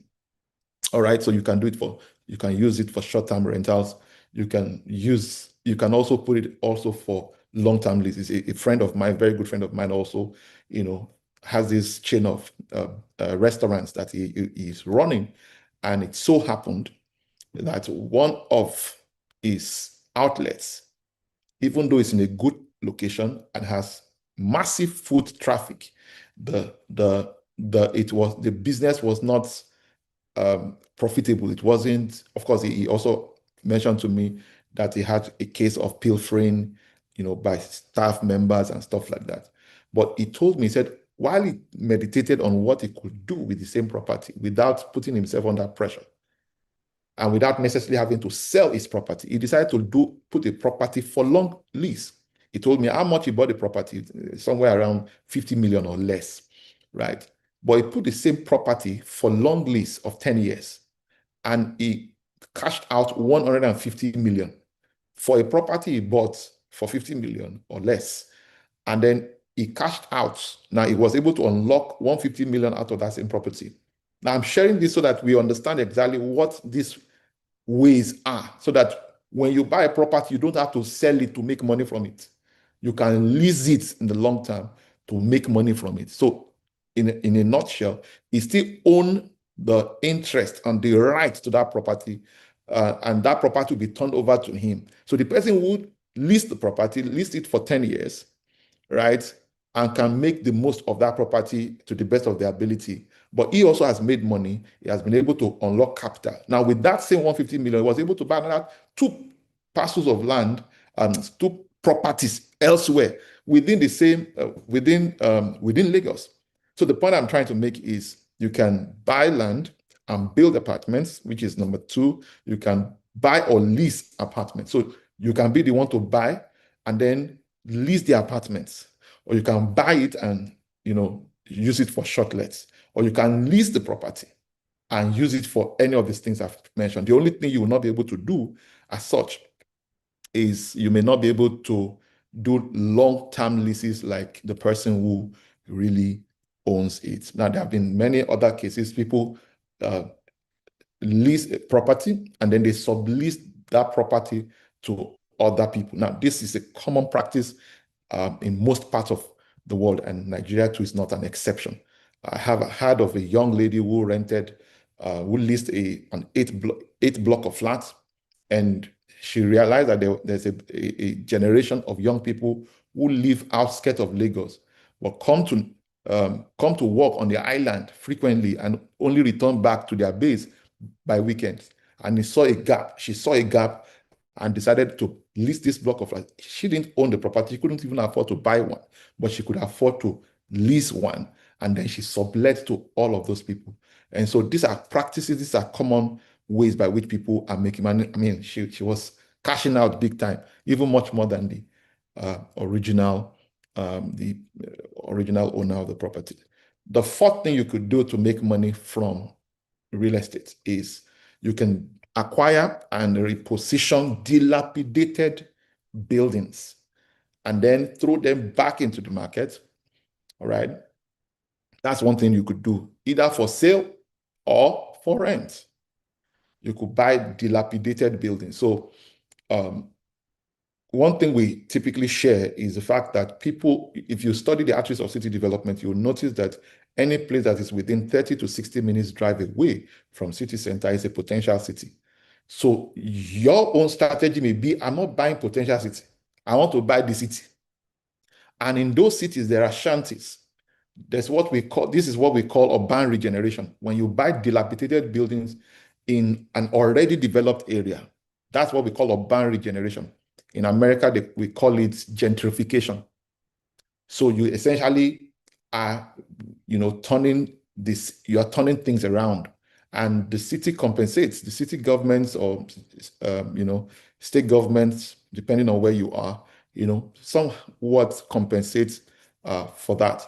Now, but when you are buying the city, the opportunity to make a lot of money is also there, because most young people, upwardly mobile individuals, prefer to live within the city, already developed city. They are not looking to live in developed city. They want to share proximity to where they work, where they school, and all of that. So what is the key point I want to finalize here? It is you can acquire and reposition dilapidated buildings and throw them into the markets. And you can adopt the strategy I shared in the beginning, which is you can sell some and leave some for cash flow. You can do one or the other, or you can do both, right? It all depends on what your core objectives really are. I think I would want to stop here because of our time. I don't know if I've made any sense. I have lots. And let me give one for the benefit of I don't know whether it's a gentleman or woman. who asked the question that I do not have money. One of the ways to make money in real estate, there are 4 principal ways by which people play in the real estate. There are actually 7, but 4 is the principal way by which people make money in the real estate space or play in the real estate space. One is by being a developer, okay? By being a developer, and that's the most glamorous. Everybody wants to be a developer, but being a developer comes with its own unique, being a developer in Nigeria, for example, is where you are guaranteeing everybody everything, but you're not guaranteed anything. And so if you also don't understand the route to market and a host of other things, you are predisposed to a lot of risk. Of course, there are many things that some of us have learned across over the years that would be of great advantage to you. And for our mentor, who is a grandfather in the industry of, by many standards, there are things they have done that if they were to do it again, they would never do it that way. And then even in our own capacity, with this year's, next year, May 2nd, will make it exactly 14 years we've been doing this business full time. Okay, and that's a lot. There's something that we know that some people who are just entering, and I see a lot of things that people are trying to do, and I laugh. Now, that's one way. The second way by which you can play in the real estate space by being a regulator. And by being a regulator, you are essentially working in conjunction with government agencies to provide sanity or structure or order in the industry. Regulation, essentially, just to make sure that there's sanity in the space, and there's a lot of money to be made as well. The third way is to be an investor. There's only one way by which you can multiply money, and it is by being an investor. And every one of us must be an investor, regardless of our profession, regardless of how we intend to relate with the real estate market. Okay, all of us must become an investor, because that's the only way you can multiply money. The fourth way, which in my opinion and from experience is by far the cheapest, the fastest, the surest way to make money in real estate, is by being a realtor. And I felt I should drop that as number 5, the fifth way to make money in real estate. There are several other things I could share with you, but I've already given you a bundle so you can combine, you can pieces them, so you can serve as an agent or a realtor, to property owners. The beautiful thing about it is that you don't need heavy duty capital outlay to get started. As a matter of fact, from day one, most people who go through our realtor mentoring program, for example, have access to billions worth of real estate portfolio from day one. If you were to start building that, it might take you longer, right? And then you also learn, because some people's vision is that sometime in the future, they will still go and play as developers. The question is, as a developer, wouldn't you still sell your product? You still need to sell. And that's why we always recommend that it's also one way. In our business, for example, over the years, we have seen people who buy and then who also refer others. In fact, it is a lot easier, right, to tell people to do what you are doing, right? And many of us already have network, you already have communities, right? And that's one practical way by which you can make money. And I can tell you this for free, at the risk of, being seen in the government, or they should start chasing after us. People earn millions weekly in this business, weekly, right? And you don't need to hire staff, you don't need structure, you don't need system. You are leveraging existing platform, existing structure. So you want to take full advantage of the Realtor Mentoring Program, and a lot has been invested into that program. It's going to, I know what I'm talking about. So of course there are 3 other things by which you can play in the real estate space, but that's not it's not within the scope of my lecture today. I want to believe that I've made some sense. So you have a 72-hour window to lock down and pay just 20,000 naira for something that's 100,000, and then you have 6 weeks with me virtually. It's an incredible opportunity that you don't want to miss for any reason. That would be all from me right now. I want to thank you all for your listening attention. Thank you very much for that, OC. Please, a round of applause for OC. Very, very insightful segment. I trust that we all got value. And I know that a lot of people have been saying, what is the name of this book? How do I get this book? I want to download this book. that is the surprise that the Mega Housing Summit 2025 is presenting. We're not just having a summit, we're also going to be having a book launch. And Mr. Okwe has made mention of it, and then now you've heard OC talk about it again. And I know that you're very eager, right? So the video that you're going to be watching very soon is going to be about the book. You're going to know what the book is about, what the title of the book is about, and how you can get a copy. OC also mentioned fractional ownership, in one of the ways that you can make money from real estate. He mentioned a couple, how you can buy and resell. He also told you how he advised one of his friends on how to go about creating his portfolio. So many things that cannot all be said, but then the book is a bundle of value. OC and the executive, Mr. Okwe as well, have poured their souls into this book. Everything that you need to succeed as a person venturing in real estate, whether you are a newbie or you've been in the game for a while, I can assure you that this book is not just any book. It is a book that is required for your library. It is an evergreen book. As long as you're going to be practicing real estate anywhere in the world, it's a resource material that you want to have. I know that when Mr. Okwe was facilitating his session, lots of people were saying, where is the slide? I need a slide. Everything is inside this book. So the next thing that we're coming up now are the videos on fractional ownership and the book. So stay tuned, enjoy, we'll be right back. Thank you.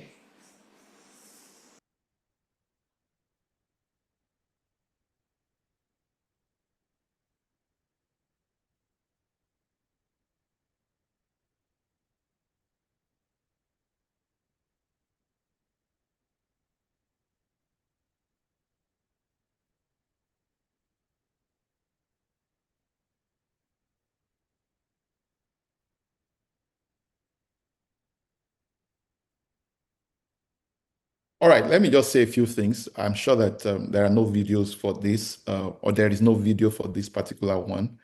For those of us on this call who are looking to send our children abroad for education, you won't pay in Naira. If you raise money in Naira, you are raising the Naira to fund dollar expenses. And one of the smartest things that you can do, like we've shared over the years, wise people, they solve tomorrow's problem today, right? Average people, regular people, they solve problem as it comes. They wait for problem to arrive before they solve them. Foolish people, on the other hand, they solve yesterday's problem. Everybody is solving problem, but some are solving future problems. Some people are solving problem as it comes. Some people are solving yesterday's problem. The truth of the matter is the one that's solving tomorrow's problem are actually the one that have advantage. And one of the things you can ever do, especially in creating your investment portfolio, you don't want to have all your investments in a single currency.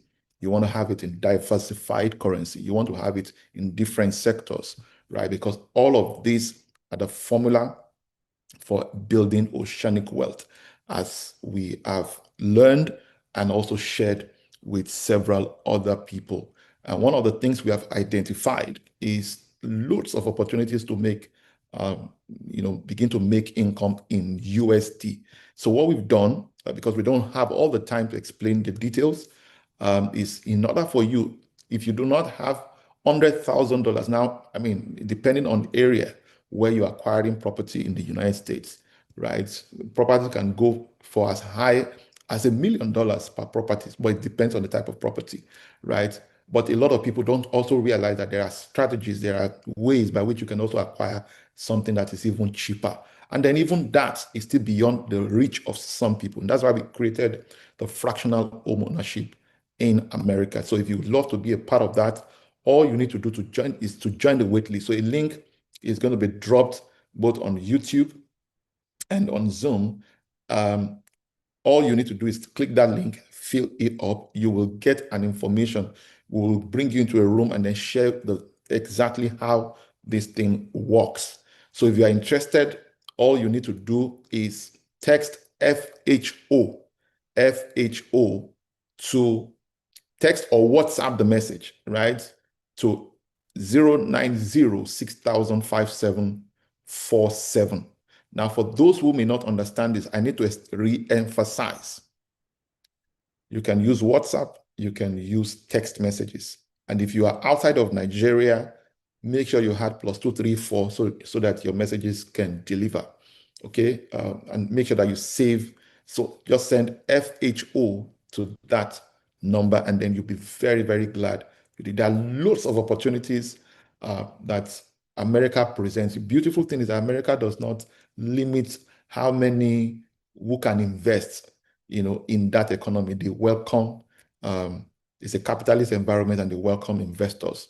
And when your money goes ahead of you, it can also pave many other ways for you. So if you are looking to invest as an individual, as a company, or you are looking to invest with others, which is where the fractional ownership comes in, then that's a brilliant opportunity. You don't need to own a property. We have properties across different places, and we don't live in the places where we own properties. So you don't have to insist on owning properties only where you reside or where you work.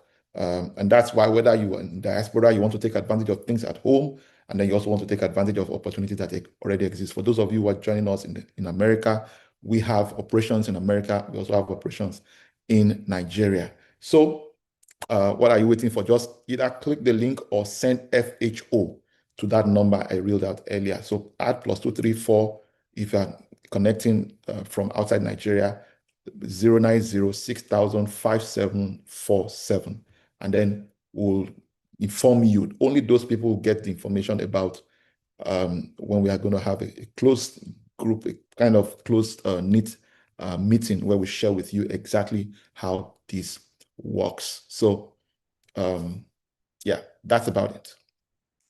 Next is the book, and I am so excited about this book because my goodness, I've reread the book again and again and again and again in the last couple of days, and I'm so excited. I'm too convinced. And now it doesn't matter whether you live in Nigeria, you live abroad, this book will be of tremendous value to you. Now, we're not just trying to sell to you right now. We want to give you a gift. Now, because you attended this event, right, you have the singular opportunity to download this book free of charge. Okay, all right, but it's just a portion of the book. Just to give you, by the time you read this portion of the book, number one, you can finish it on time.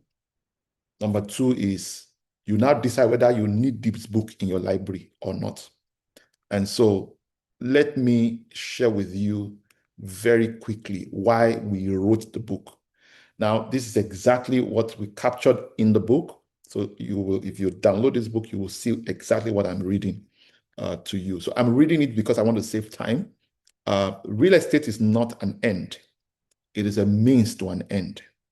And that end is wealth, impact, and legacy.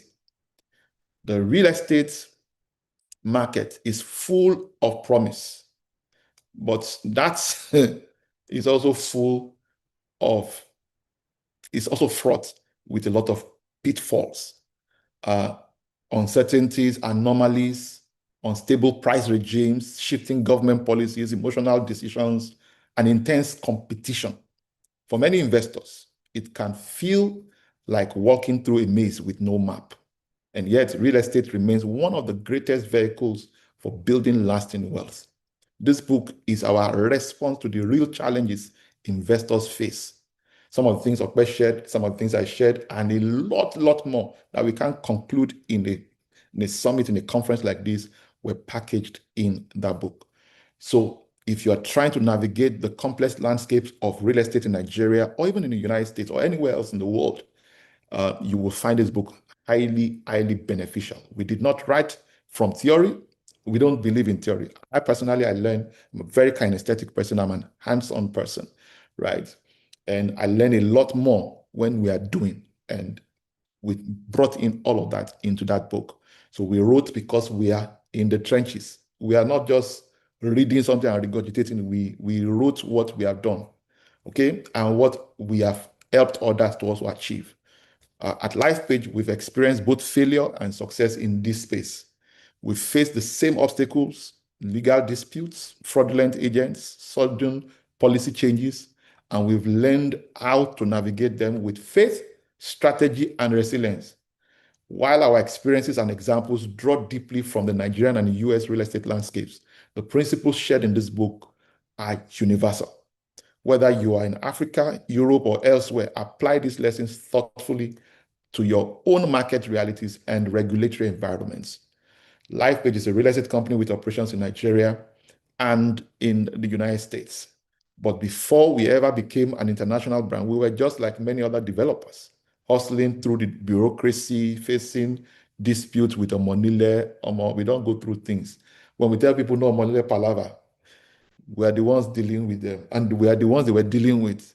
But Omonile doesn't have a name to protect, doesn't have anything at stake. He that is down fears no fall. But we have a lot to protect. Many of the people who buy through us are our friends, our families. And so we cannot afford any grammar or any story. So we've been through all sorts, and we documented many of these things in the book. And again, of course, part of the challenges we've also had to deal with is managing buyers' fears, and of course, pushing through very tough markets. And in the last 5 years, the market has been greeted with a lot of all sorts of ups and downs. And this book actually is a response to some of the things we've identified. We greet problems with education rather than with fear, or helping people to propagate or amplify the fears. We didn't write this book because we've always gotten it right. We wrote it because we've seen what works and we've survived what doesn't. Too many people stop at ownership. They buy a plot, build a house, and they call it success. But real estate is more than keys and just certificates. It's a tool and not a trophy. It's a tool for financial freedom, predictable income, and long-term equity. It's a tool for community impact, whether you want to create jobs, and we've done plenty of this, whether you want to create houses or you want to build infrastructure. It's also a tool for generational legacy, building wealth that truly outlives you. And there's so much that you will discover in this book. If I decide to read on this book, I may not end it, but I will share this with you very quickly. People often ask us, why real estate? What really gives us the courage to keep going despite the odds, the policies, the uncertainties, the pressure, and sometimes even the heartaches that come with this sector? The answer is simple, yet profound. It's about making lives richer. We are primarily in the business of making lives richer. We are not doing real estate because everybody is doing real estate. We're into real estate because for us, real estate is only a means to an end, not an end in itself. And that's our goal. That's our mission. Everything else we do, from property acquisitions to land banking and developments, from the marketing to the long nights of planning, is all merely a means to an end. There's something sacred about helping people cross invisible lines that generations before them never crossed. I remember one of our earliest clients, a hardworking young man from a proud lineage in the South. The day he laid his foundation, I was there. It wasn't just another construction site. It was history being made. After the ceremony, he told us that he was the first person in his entire family, and a family that is popular and respected in their region, to ever build anything outside their ancestral home. The foundation was more than the concrete. It was courage. It broke a cycle of limitation and began a new chapter for his bloodline. Today, this gentleman lives on that land, the same place where fear once whispered, "You can't." There are so many stories that we have packaged in this book, and it is moments like that of this young man and several thousands of others that reminds us why we keep building, why we keep believing. Real estate for us, like I said earlier, is not just about property. It's about people, purpose, and possibility. It's about making lives richer, one story at a time, and yours can be the next. And so this is why we wrote the book, and it is one of the strongest reasons I believe you should read the book. If you want to minimize your errors, if you are new to real estate in its entirety, you've never done, you only hear about it at a distance, To you, you don't even know. A lot of people know about real estate. There's the illusion where some people think that because they know about it, everybody knows about it. No, there are people like that who don't know much or don't know anything about real estate. If you're in that category, this book will transform you, will help you, will give you insight, will prepare you adequately. If you have also had your fingers burnt in your real estate adventure, this book will tremendously be of value, will be of tremendous value to you. And then if you are a veteran, right, this book will also be of tremendous value to you. So whether you want to play Nigeria, you want to play abroad, you want to play in any part of the world, this book is going to be of tremendous value. So what we have done as a gift to everyone who is attending this conference or will be watching this later on, we have this wonderful opportunity for you to just download this book for free. Just a portion of the book is available for free download. So the link will be dropped in all the various communities online. And one thing I want to request of you, and this is one thing I want to request of you, and I want to repeat that very emphatically, is if you have alumni association, members of your church, member of your mosques, wherever, share this link with them, right? I would really, really appreciate if you can get this into the hands of at least 100 people within your network. But not telling them to buy anything, just download this one. The first 3 chapters of this book will give you an idea of what the book is really about, because you'll see an entire curriculum of the book. It's super. And I'm truly proud of what Mr. Opeoluwa and I have done with this book. And this is the 7th edition of Mega Housing Summit, and there's no better time actually to launch something like this than now. We'll give you more updates and more information later on. And for those of you who would love to own a copy of this book, this is your opportunity. Just download a copy and then you'll get further instruction afterward. I want to thank you all for your listening attention. My time is up. Over to my uncle. Thank you so much, OC. Thank you to the LIFEPAGE team as well for that amazing gift. I'm sure you know that you did not expect that you'd be going home with a gift, right? And even if you talk about it, the offers are gifts, but yes, this is another gift. This is an intellectual property that has been shared with us.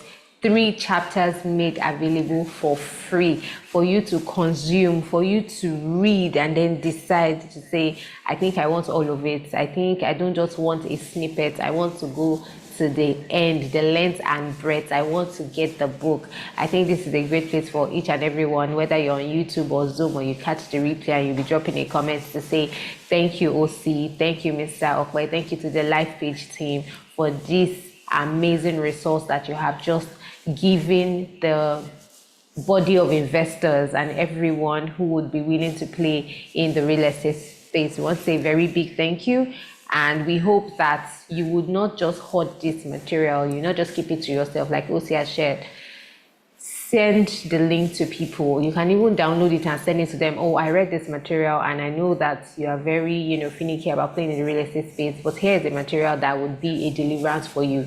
Read it and think about it, gift it to somebody. It's free. So freely have you received, freely should you give as well. So thank you to everyone who will be doing this. The link has been shared. Please make sure that you download it and, let us hear from you. So Stella, sorry yes, to cut you. Would appreciate people should share the link and not just share the PDF. Share the link, don't download and share. Share the link. That is the greatest thing you can do to reciprocate our own gesture as well. Not share the PDF, right? When you download, it's for your own, it's your copy, but share the link so that other people, wherever they may be, anywhere in the world, let everybody download a copy for themselves. And then you get all the instructions. You'll be glad you did. I can assure you on that. Thank you very much for that correction, OC. So please ensure that you share the link. Everyone, just copy the link and share it. It's much more easier. It's data effective as well. If you're thinking of the size of the document, just make sure you share the link, and we'll be glad, and you also will be glad that you did. This is also to remind us that if you have had a great time, listening to all of our speakers, and definitely we have one more speaker to go. I know everyone is looking forward to it. I'm looking forward to that session as well. Please follow them on all social media platforms. The link to their social media platforms or the names of their handles would be shared in the comment section. Please do well to follow, do well to subscribe, do well to like. Just make sure you engage with their content, because 30 minutes, 45 minutes is not enough to glean from their wisdom, from their decades of experience. But if you follow them online, you'll be able to catch up on other materials and resources that they have shared before now. Okay? And for everyone on YouTube, everyone currently on YouTube, please ensure that you subscribe. Subscribe to Enrich TV by LifePage. Subscribe right now, and also do well to like the broadcast. Like the broadcast, because when you like it, the algorithm is going to introduce it to other people, and that's a good way to also share as well. Make sure you like the broadcast. Very importantly, we have over 200 people and we have less than 100 likes. Please just like. It doesn't take 2 seconds. It doesn't take any extra effort. So just click on it, subscribe, click subscribe, right? Thank you so much for that. And this is also to remind us that all of the offers that will be shared here today, ensure that you are engaging with the designated number, the number that has been shared with you. Do well to send a WhatsApp message. That is the official line for LifePage. So if you have any complaints, any feedback, any concerns, you want to get the book, anything at all, you can always engage that line. That is the designated line. Please do not listen to anyone sharing any contrary contact, right? Please ensure that you engage only that line. And for those of you who account officers have called during the week or before this event, they would keep reaching out to you as long as they introduce themselves to you as account officers from LifePage. You will definitely know how to go about that conversation. So please, we're trying to safeguard everyone to ensure that you're speaking to the designated and the appropriate persons. So please send a message to just that number that will be posted by a LifePage digital handle. Thank you so much for being an amazing audience so far. Please, a round of applause for yourself. A round of applause, a round of applause. Make sure you download the book. If you're interested in fractional home ownership, ensure that you send the link. Ensure that you send FHO to the numbers designated. And for those on YouTube, it has been pinned, so make sure that you take advantage of that. You want to be a realtor as well, RMP to the number. You want to purchase Obafemi Owode, same number is available for you to reach out to. Now, the time that we have all been waiting for, we have the father, or one of the fathers of real estate, in Nigeria. There's no way you'll be talking about real estate, finance, leadership, or investment in Nigeria and you're not going to mention his name. He's in the top 2, so it's him and others, right? Our very own Dr. Olumide Emmanuel is here with us this evening, and it's such an honor and such a privilege, to have him join us at the Mega Housing Summit. He has always been here from inception, and we do not take this for granted. Last year, he spoke about how to generate cash flow from your assets. If you know you have missed all the summits so far, just ensure that you're following Enrich TV by LifePage, and you'll be able to catch up on all the replays. So today, Doctor is going to be talking to us about wealth architecture. If you notice, you would see that the way the program has been curated is in a way that it will be beneficial to you. This is a Mega Housing Summit. It has to do with making wealth through real estate. Our first speaker, Mr. Opeoluwa Oni, spoke to us about mistakes to avoid. Now that you know the mistakes to avoid, OC now built on it. He took it deeper to let you know that there are multiple ways that you can make money from real estate. Now that you're now making this multiple, or you have been exposed to the multiple ways, how are you creating an architecture for that wealth that you can generate? And you know that proper planning would ensure that you have a great success and execution. And that is what Dr. Olumide Emmanuel is going to be sharing with us. So I'll be reading his profile, and please, I want you all to be excited. I want to see your reaction.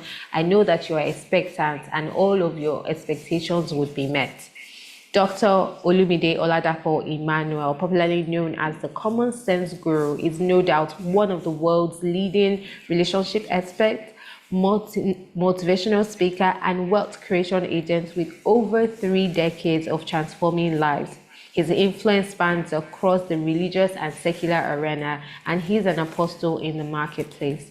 With an executive master's degree in business administration from the University of Huddersfield in the UK, and a real estate executive certificate with a special focus on capital markets, project finance, and business strategy from the prestigious Harvard Business School in the United States of America, and a doctorate in entrepreneurial leadership.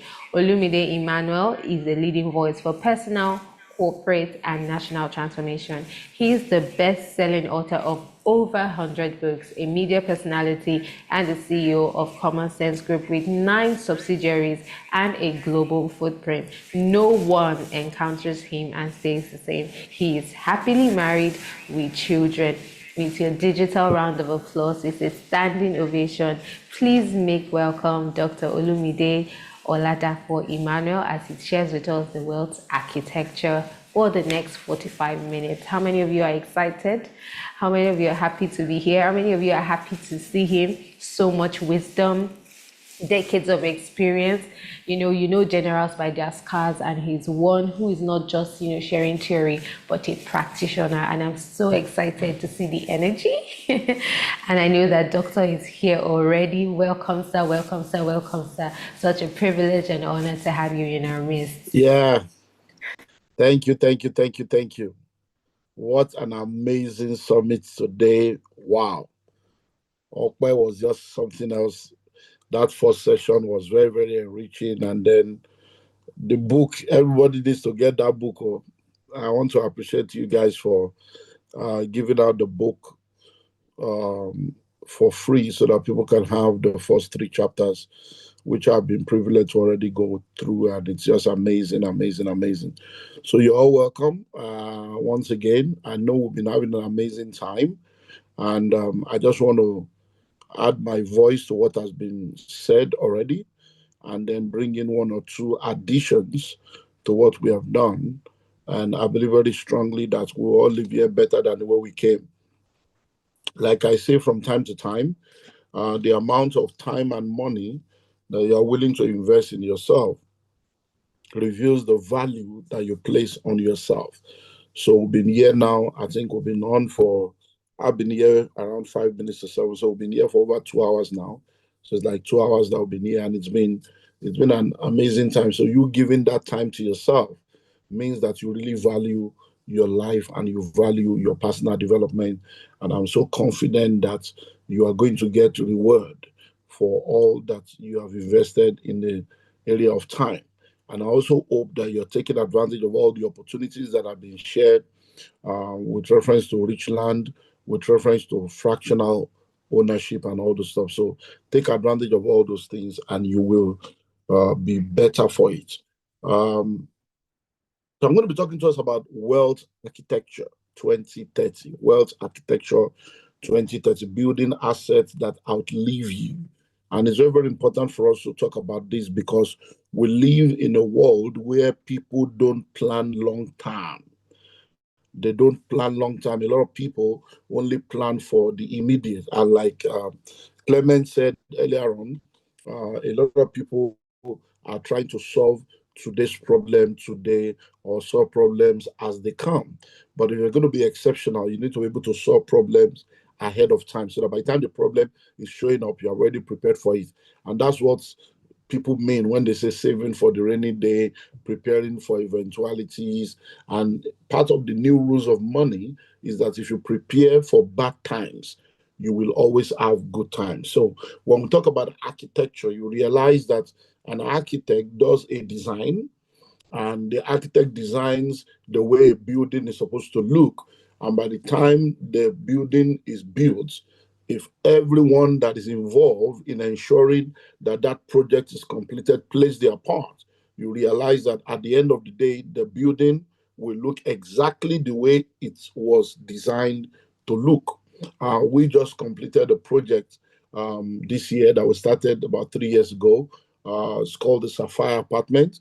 It's an apartment that when you look at the picture, a lot of people saw the picture, they saw the architectural design, they saw the 3D design, but now everything that was pictured, everything that was designed is now physically on ground.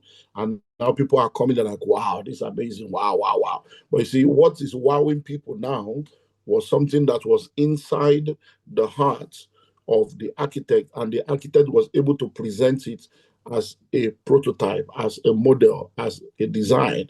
But today it's a reality because everyone that is involved has played their part. So the question you need to ask yourself right now will be, where will you be in 5 years' time? 5 years from now, this is 2025.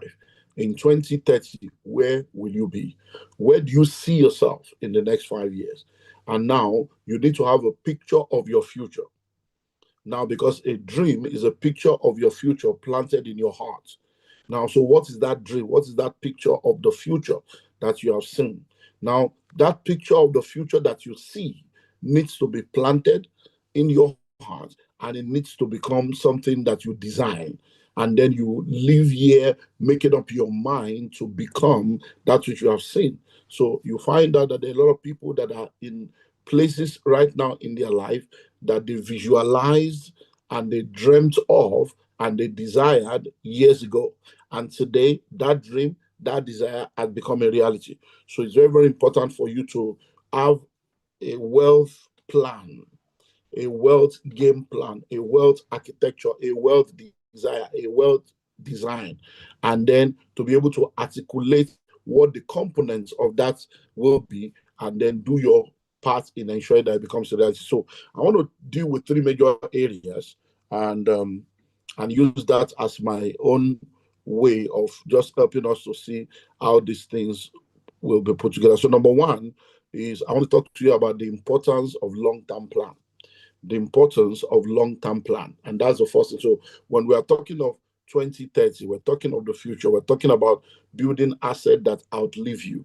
We are talking about ensuring that whatever you are planning for, you plan long-term. Now, it's been established globally that the longer the time you plan for, the longer the time you factor into your plan, the better you become. So when someone is planning for 1 year or for 2 years or for 3 years, you can't compare that person with someone that is planning for 10 years, 15 years, 20 years, because you realize that a lot of people are dreaming of a better tomorrow. They are dreaming of a great future. But you need to understand that that tomorrow and that future that you are dreaming of is something that will not become a reality if you don't do something about it, because today is the tomorrow you spoke about yesterday. 5 years ago, you said your future is bright. 10 years ago, you said your future is bright. Now it's 10 years later. How bright is the future? How fast? So you can go around singing, my future is bright, and we get there. That's the song. The question then will be, do you really have a future? Because there's really nothing called future. The future is a concept. The future is an ideology. Because you don't have a future except you create the future. So the future you create is the future you inhabit. So importance of long-term plan. You need to plan long-term. Whatever you desire, whatever you have dreamt of, you need to sit down and plan for it and have a long-term plan. And you see, if you fail to plan, you have already planned to fail, because proper planning prevents poor performance. Proper planning prevents proper, and if you plan well, you will do well. So the first thing is the importance of long-term plan. Sit down and have a plan. Where do I want to be in the next 5 years? How rich do I want to be? What do I want to be able to do? What do I want to be able to achieve? Now, when Clement was talking about the fractional ownership, home ownership, he was using the analogy of you wanting to send your children abroad to school.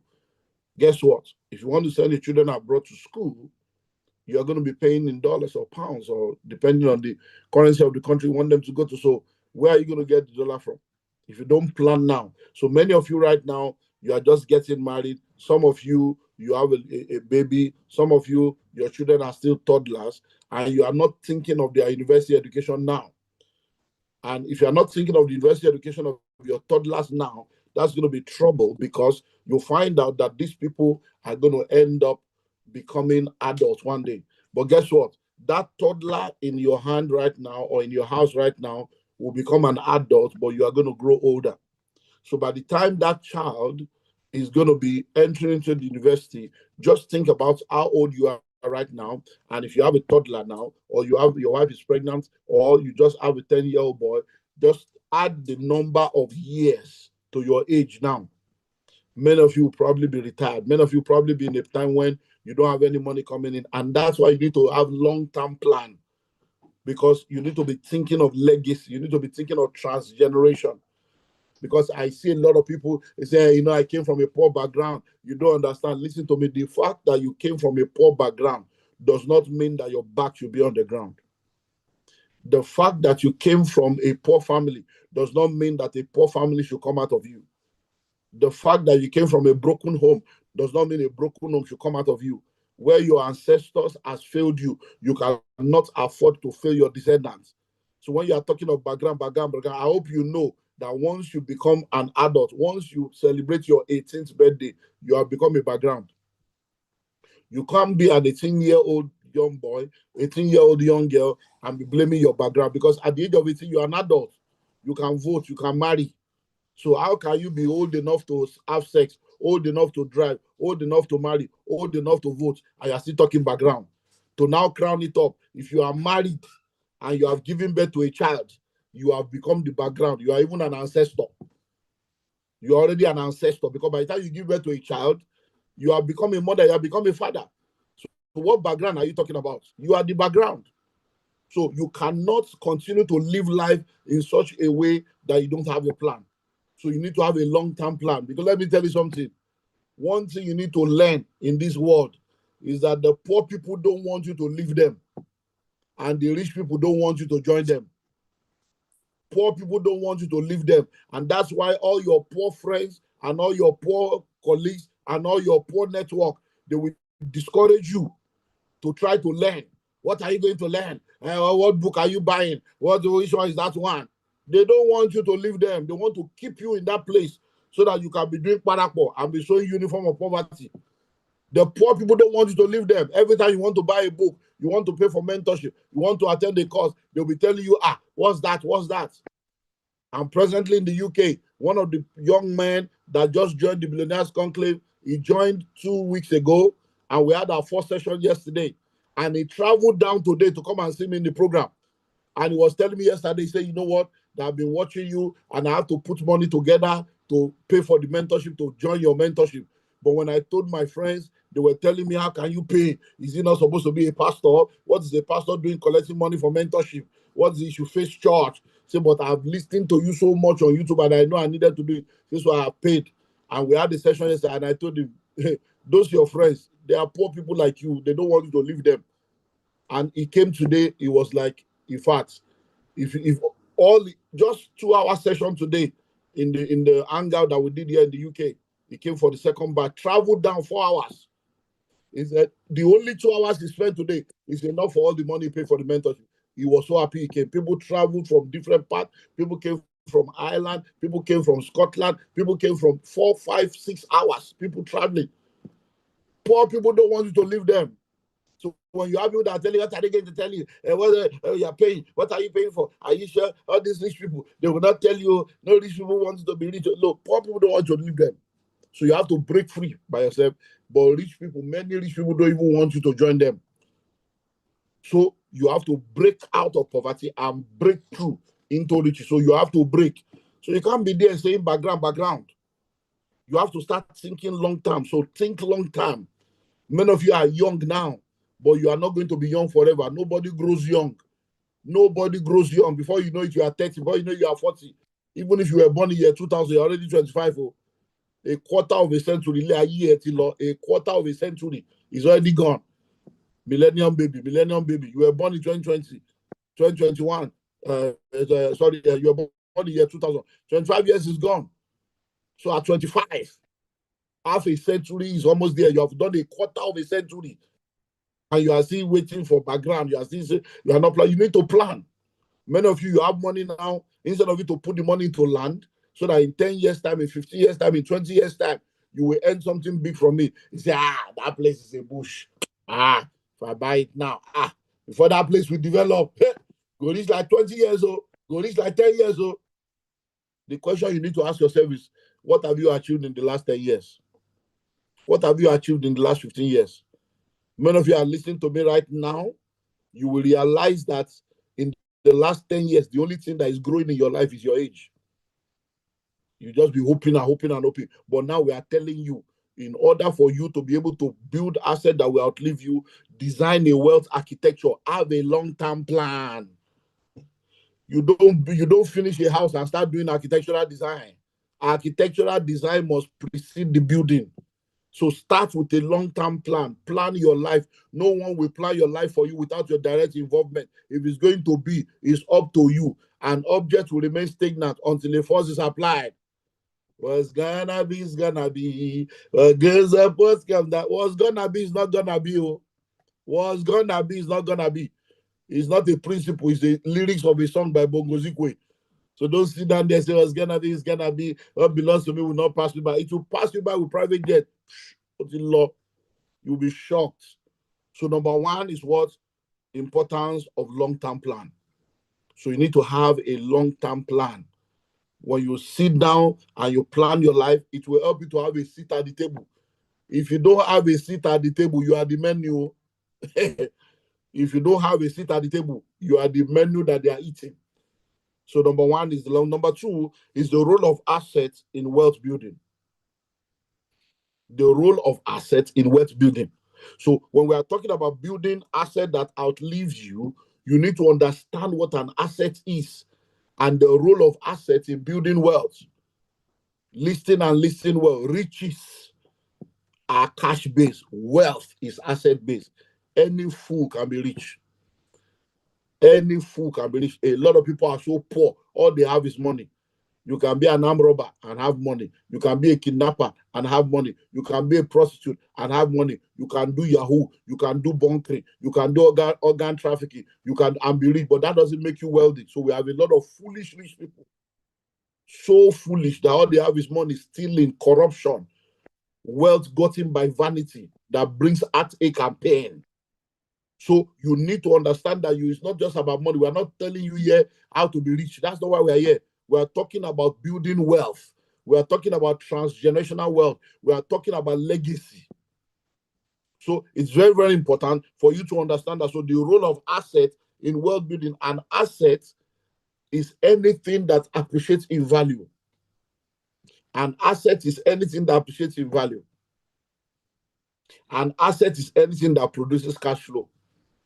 I'm presently writing a book. It's one of the reasons why I came to the UK, so that I can spend time to really sit down, write the book, and I'm writing the book. The Pathway to Wealth was released 20 years ago. I wrote it in 2005. It was launched in 2006. Now, 20 years later, I'm rewriting the book, and I'm coming up with the expanded advanced level that will be launched in January. So 20 years later, guess what? As I was writing the book now and doing the review, I realized that when I wrote the book 20 years ago, and the currency, our Nigerian naira, then what 1 million naira was in 20 years ago, that 1 million naira was about $8,000. 1 million naira, 2005 was about $8,000. That's 1 million naira now is less than $800. It's less than $800 20 years later. So imagine if you kept that 1 million in the bank and you thought you had money, or you kept 10 million in the bank, or you kept 20 million in the bank and you think you have money. What would be said of you today? But guess what? That 1 million naira then, the land that 1 million could have bought then, the houses you could have bought then, they are now in multiple millions.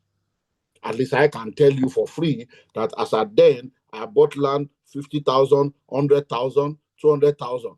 And today they are in multiple millions. There are lands I bought in 2001, 2002, 2003 for 50,000, 100,000. Today now they are multiple millions. There are lands that we bought for 250,000.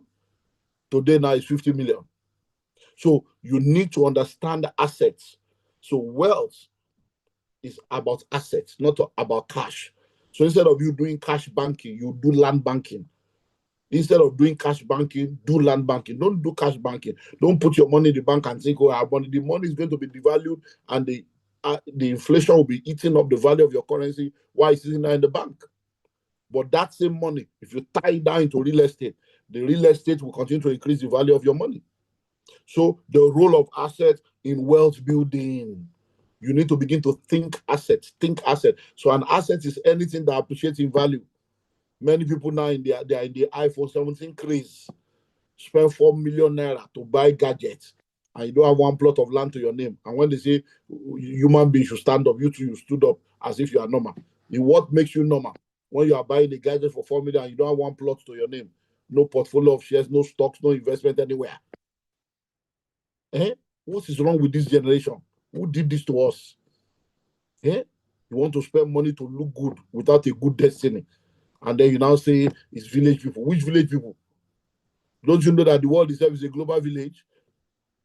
So the role of assets in wealth building, the second thing you need to know, it's what's appreciated. Number two, an asset is anything that produces cash flow. By the time you buy that iPhone, once you open it, it has reduced in value. By the time you buy that car, once you move it out of the car lot, it has reduced in value. But if you plug into Richland right now with this Gulf dimension, powerful, or you plug into the fractional home ownership now, you'll be amazed. I am sitting there in my house here in London right now. Now, this house was bought about 11 years ago. That was July 2014. This 2025. If you buy a property in the UK, every 10 years, all things being equal, the property doubles in price. That's an average of 10% per annum increment. So if you are buying a property for £100,000, 10 years later it's 200,000. 10 years later, and that's the way it goes. So all things being equal, and this has been on for over 200 years. Properties all over the world that people are buying, and then that same money you are using to buy asset, buy Bond Street, buy 3-piece suit, you are buying sneakers, buy designer bag, and you are not designing your life. Fixing nails, fixing eyelashes, you are not fixing your life. You are carrying 3 assets like a 419, and you don't even have any shares in the telecom industry. Wearing 3-piece suit and bow tie like a penguin. You are going to the gym, 6-pack, you don't have 6-figure. So it's very, very important. Assets. Anything that appreciates in value is an asset. Anything that produces cash flow is an asset. So you want to rethink your life. This is how you design the wealth architecture. So you sit down and you plan your life by planning ahead. Number two, you sit down and you ensure that anytime money is leaving your hand, the money is going into the acquisition of asset and not liability. Because there are only 3 things you can do with money. You can spend it, you can waste it, you can invest it. You can spend it, you can waste it, you can invest it. Foolish people waste money. Average people spend money. Wise people invest money. So you need to understand this. Assets.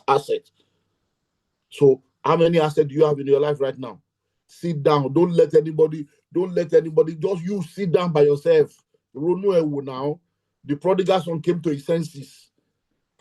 Where is your common sense? That's why I say common sense is not common. Sit down and ask yourself, what are the assets in your life?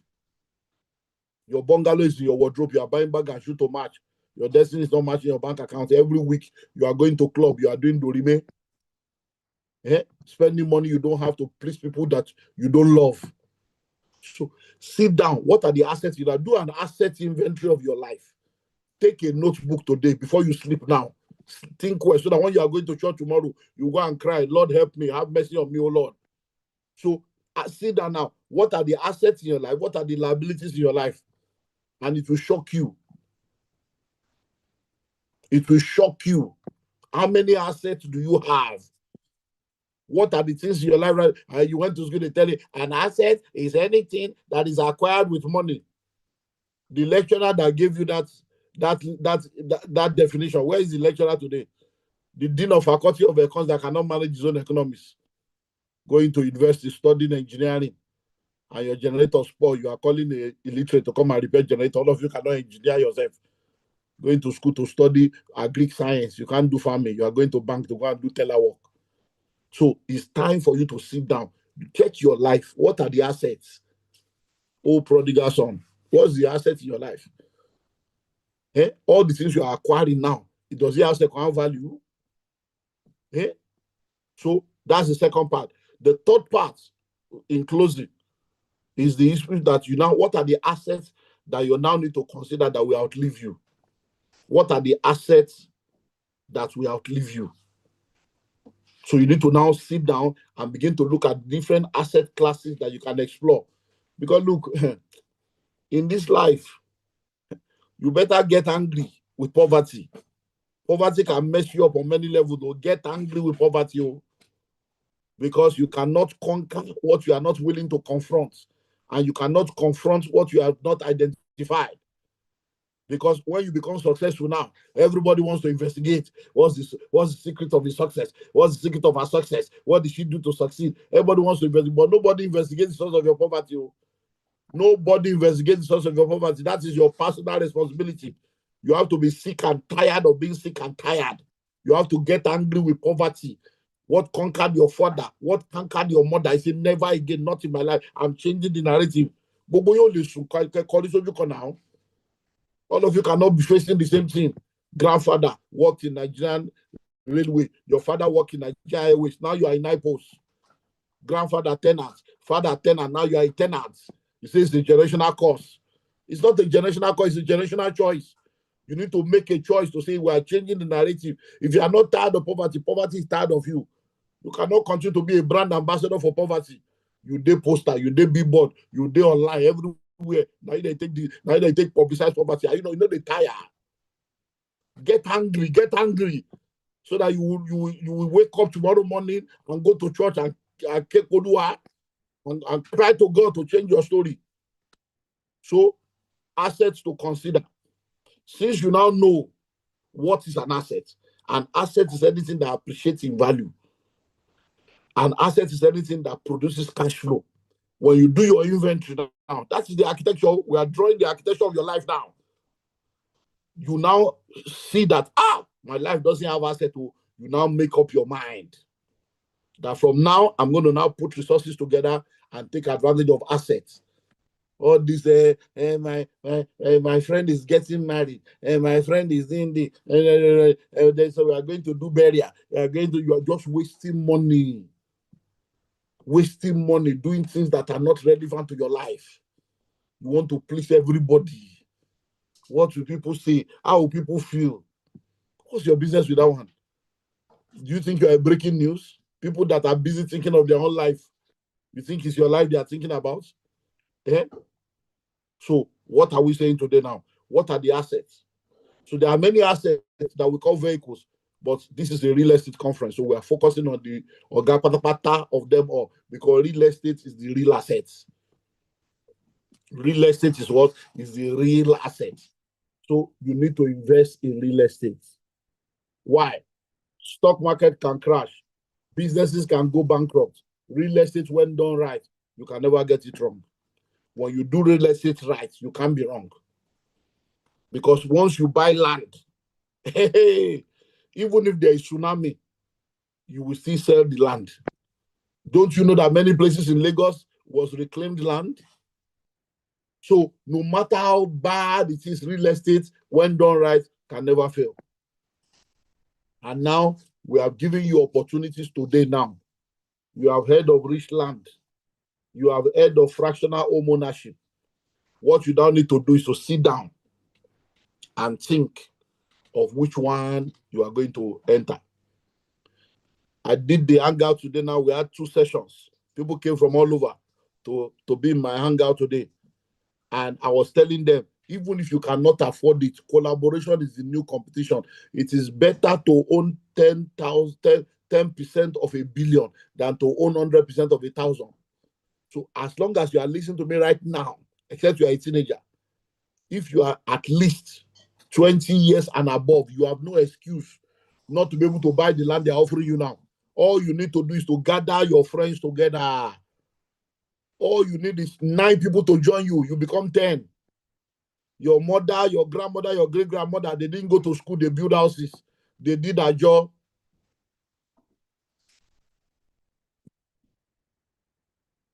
They did a susu. They did a susu. They did a job. They did contribution. They did thrift. They did not go to school, but they knew how to do collaboration and contribution. But now you went to school. But so all you need is to create a wealth creation network to say, okay, this Richland we are buying, or even the American one we are buying. If they are doing fractional home ownership and they say $10,000 per person, and you don't have 10,000, look for 9 people to join you. You come together, 1,000 becomes 10. You come as one group and do an MOU, legal document to come together. So you cannot listen to me today now and leave this place. If you are not planning to do anything after this meeting, then you have wasted 3 hours of your time. You cannot live here now and then November will come, December will come, you are doing dirty December. When you can clean your December now. Do you know what that is? Do you know how much billions people made in December last year? Do you know how many billions people are about to make now? So if you are listening to me right now, you don't have 9 people in your life, 9 people that can join you to become 10 so that you can do well together. Then you have lived in fact, let me not say what I'm not supposed to say. It means that your life, you have not lived, you have been existing. Once you are 25 years old, you don't have 10 friends, you are even married, say, I don't have anybody I can trust. Something is wrong with you. Don't have anybody you can trust. The airline that you enter is your father that was the driver, your uncle is the pilot. I don't trust anybody.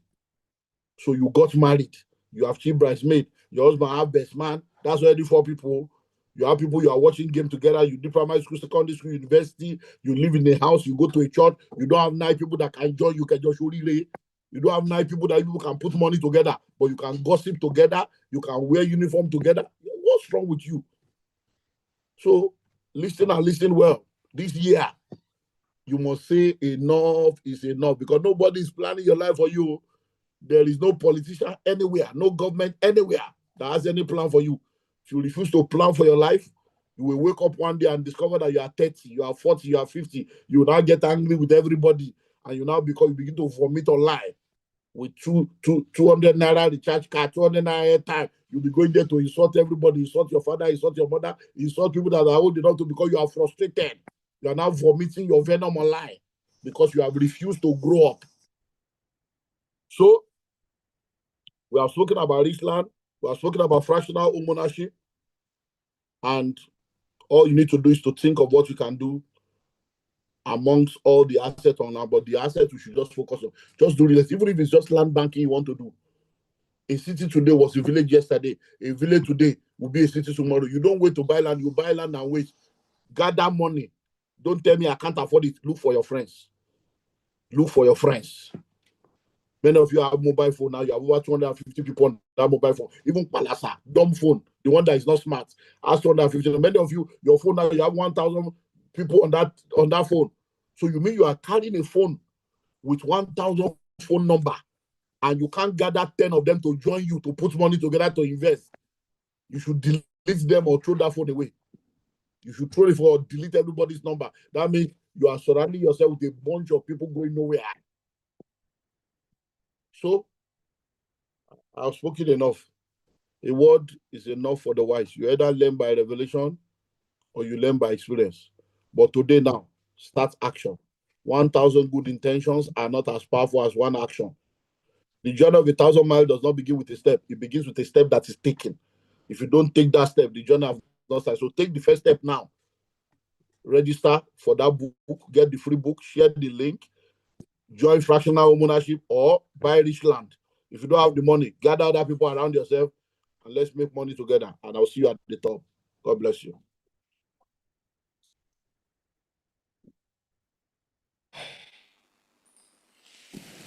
Wow. I think Doctor deserves more than a round of applause. And I think I'll just let us, take it all in. Breathe in, let it because it was a lot of gems. It was just coming, it was just coming. Some people were just saying, please. Some people say, I'm angry. Some people say, oh, the table has broken. Different type of comments. And, you know, while we're still taking it in, a video will be played on the offer that Doctor has mentioned, Richland, Ikorodu. Our media team will be sharing that shortly.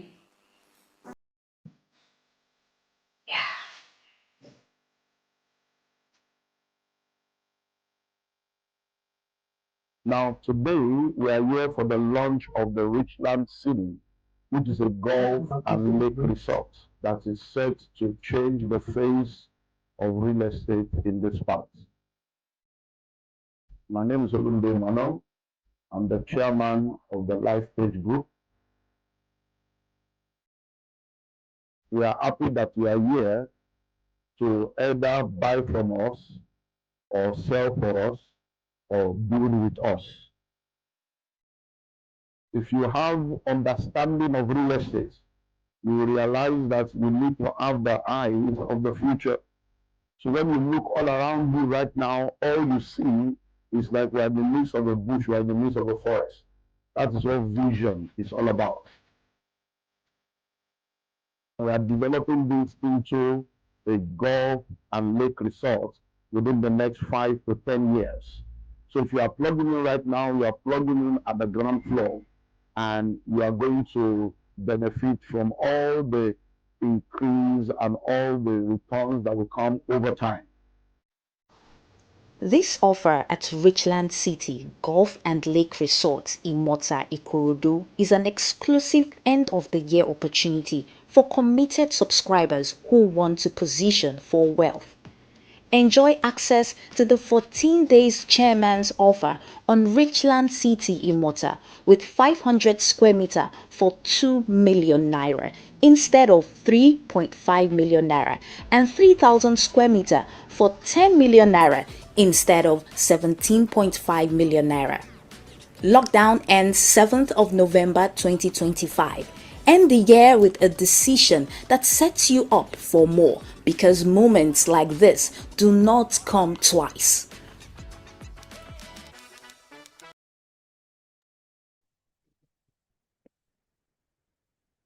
That's an opportunity. Now, you've heard about the chairman's offer that has been made available. Instead of 3.5 million naira, pay 2 million naira.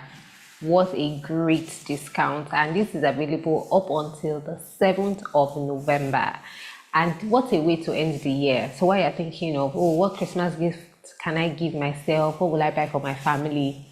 Let everybody, including the children, know that we are buying an asset. Explain to them what an asset is and how it will be beneficial to them years from now. It's very important that you need to carry all of your board of directors in your home, your children, sit everybody down and let them know this is the plan and this is what we intend to do. So please take advantage of this opportunity. A lot of opportunities have been shared with us today. The Obafemi Owode opportunity has been shared with us.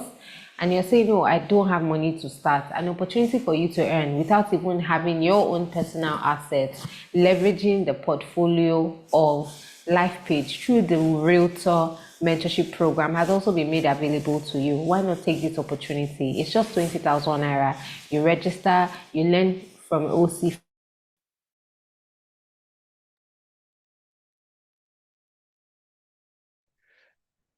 All right, I guess Stella, it's the network is having a problem. Can you hear me? If you can hear me, please type 5. That was an amazing session that we just had there. I need to quickly step in just because of the network breakdown. Oh, great, fantastic. So the Richland, the chairman's offer is, this particular project was pre-launched a couple of weeks back, and some people had the opportunity. And when Mega Housing Summit was coming up, we decided that we were going to bring out the relaunch of the chairman's offer only for 14 days. So this is an opportunity of a lifetime. The documentation of that particular project is already in the pipeline.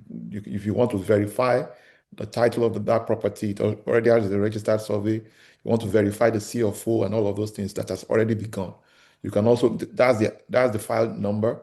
You also want to take advantage of that. Now, the property, 500 square meters currently sell for 3.5 million naira, but within this period, within the next 14 days, you have the opportunity of buying it for just 2 million naira, 500 square meters. And all you need to do is lock down that offer within these 14 days with at least 100,000 naira. And then you spread your payments between now and the end of this year. That's all. And the property is yours. The other alternative is for you to buy 3,000 square meters, which is an acre, 6 plots. And then you lock down with the same 100,000 just so that you don't miss out on opportunities like this. We have very limited slots on this chairman's offer, and you don't want to be missing in action. So the 6 plots, you're literally buying 6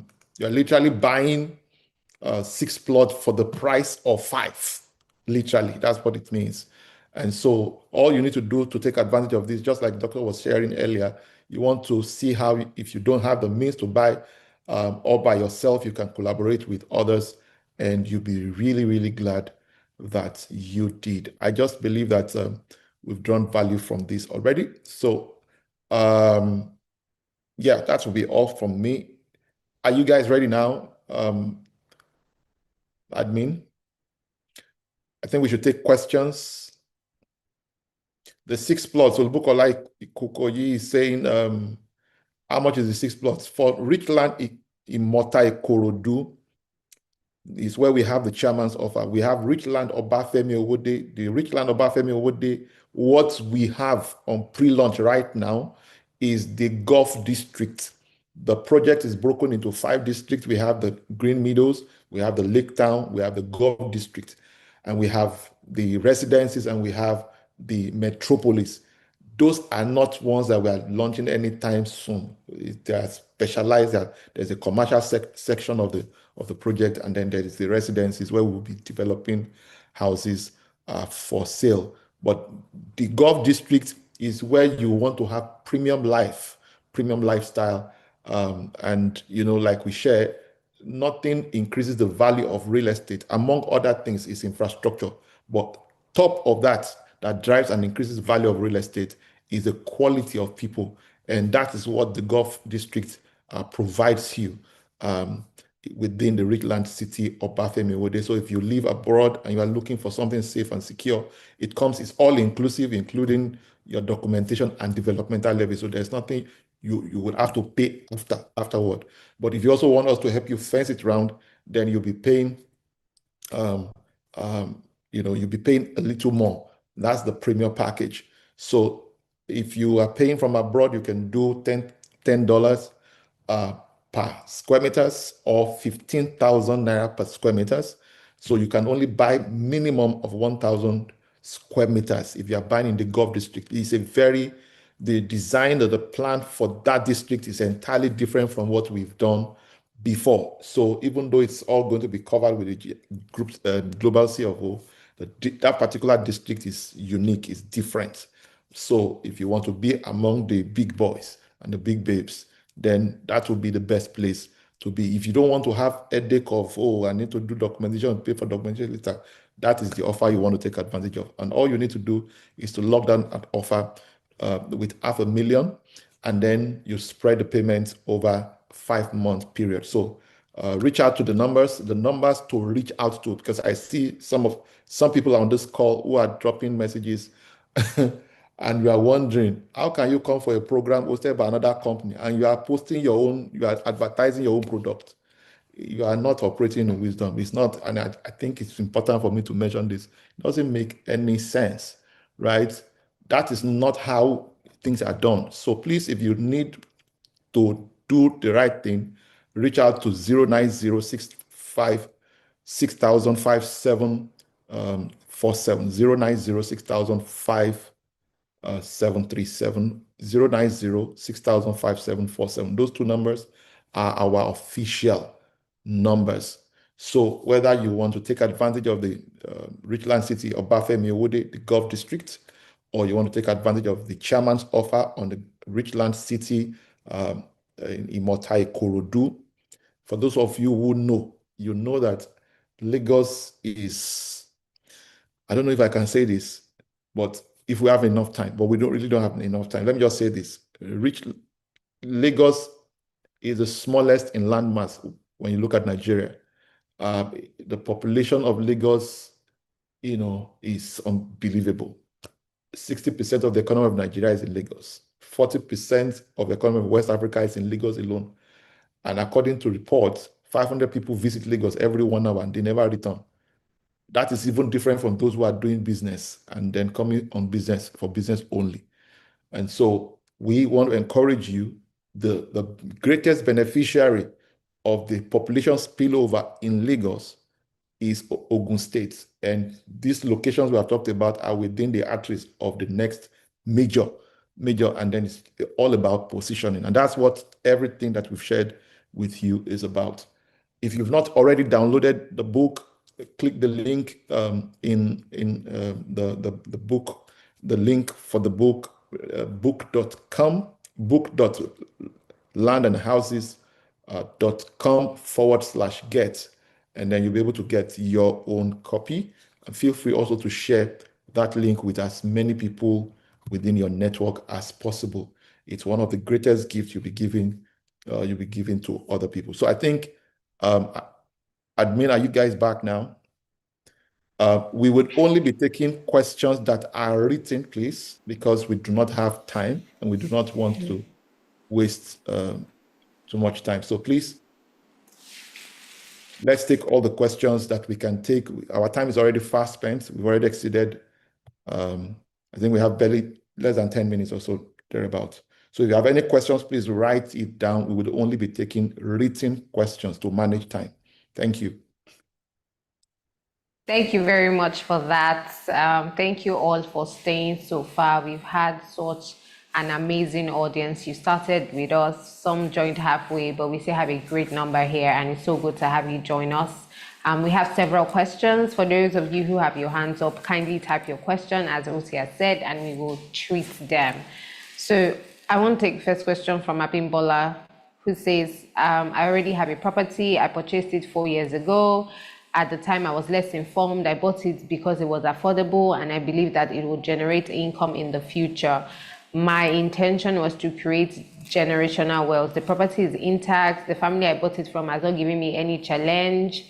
It's not under government acquisition. However, the area is developing, and I do not have enough funds to complete the necessary documentation and perfect the title. How can I secure this property for future references until I'm financially capable of completing the documentation? Is it possible to attract investors who might be interested in investing in the land or developing it with me? How can I get an investor? Doctor, please can you help us with this question, sir?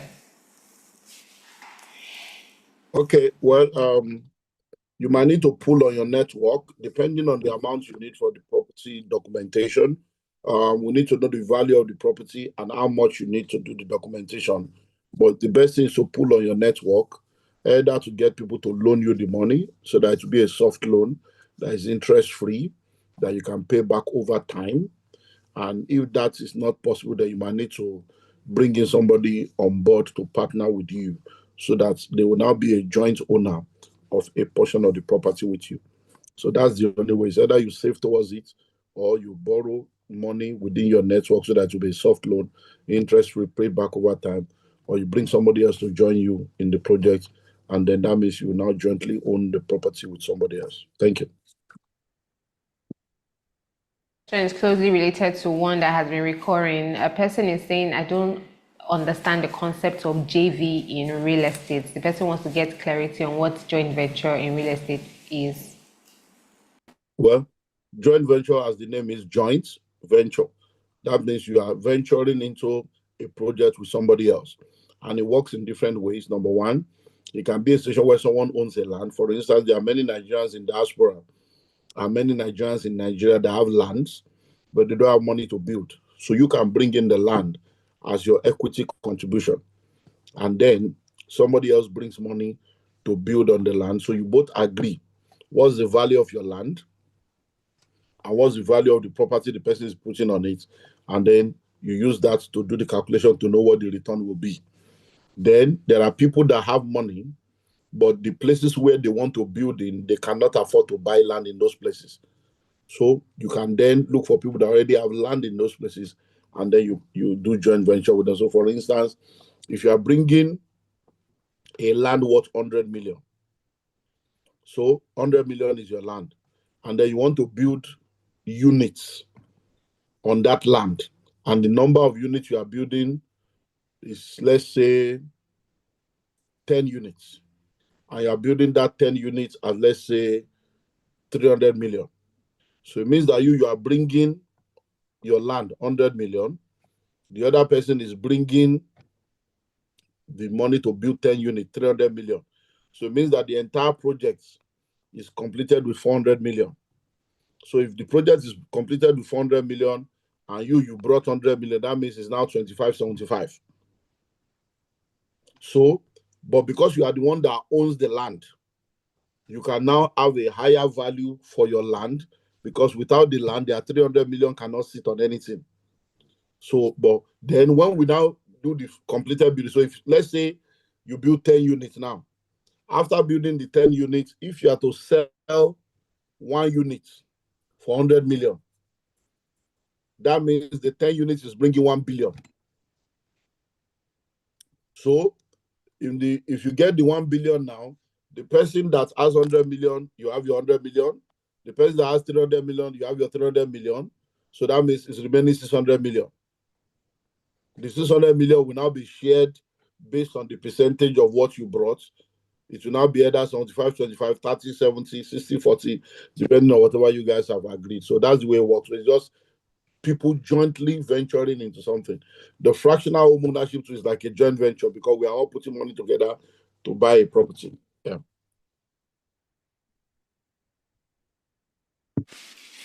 Thank you very much, sir. Thank you for that. So one other question is, someone is saying, oh, real estate is fantastic. You'll be saying, oh, let's invest in real estate, let's invest in real estate. So where is the place of investment diversity? Even in real estate, you can diversify. You know, there are different ways to play in real estate. For instance,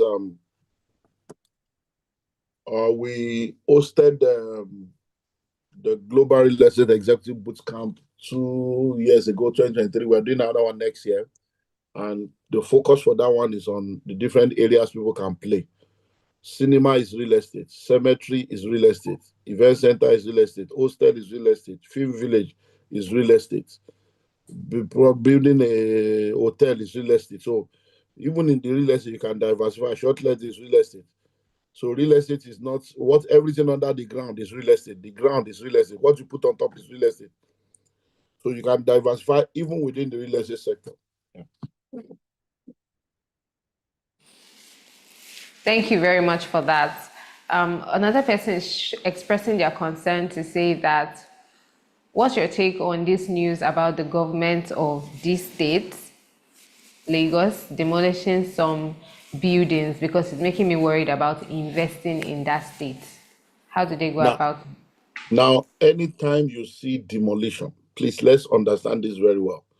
Anytime you see demolition, is because 99.99% of the time, there's contravention. There's contravention. The only, you see, the government has a lot of changes to make. But whenever you see a demolition, there's contravention. So most of the time, you realize that people that are always crying about demolition, they don't go to court. They go to social media, because they are trying to whip up sentiments. But if you really, really did everything right, then you go to court. So most of the time, people don't do their due diligence, like Okwe was saying in the first session. They don't do their due diligence. They don't dig deep. They don't drill deep. And then when the problem comes, they shout government, government. But the real issue, where I have issue with government, is government sees the people building. You know these people are doing something that is wrong. You will now wait until they are finished building. You will now say you want to come and demolish. That's where our problem with government, because you are destroyed. You have to balance between life and livelihood. So 2 wrongs does not make a right. If someone has done something wrong, as a responsive government, you should have come in before they finish the building because there is no contravention without collusion. None. Every contravention has collusion. But at the end of the day, all the people in government that colluded with them, they will still be having their job. Nobody is prosecuted, nobody is sacked. But the people will have lost their houses. Because there is no way you will build a house in this Lagos or even in any forest in Lagos that government is not aware. There are people that have collected settlements.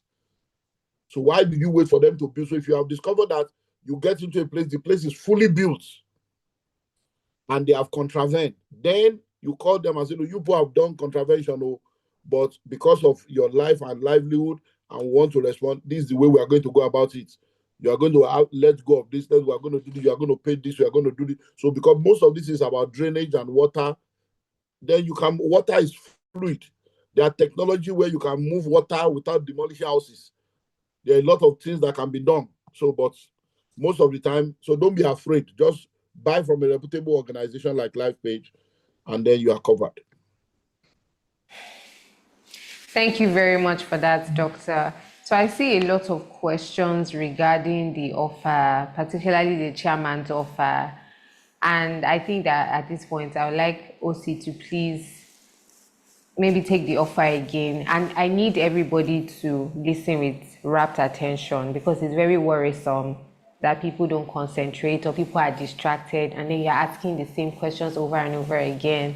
Please, I beg you, listen now. Listen to the offer, listen to the installments, listen to the number, listen to the square meter. Please don't come and ask again. All of that. Like, it's very interesting, for a lack of a better word. Please, let everybody listen right now. Also, people asking for mentorship. We already mentioned that there's a realtor mentorship program that takes 6 weeks. It costs 20,000 naira. It's going to be with OC. If you are interested, the designated official line has been dropped over and over and it will be dropped now again. Please reach out to them. And for those of you who account officials have reached out to during the course of this program, they would reach out to you again. Any concern that you have, any question, please only ask that designated number and it will be treated. For the person asking what a contravention is, please kindly use Google. The link for the book will be dropped again.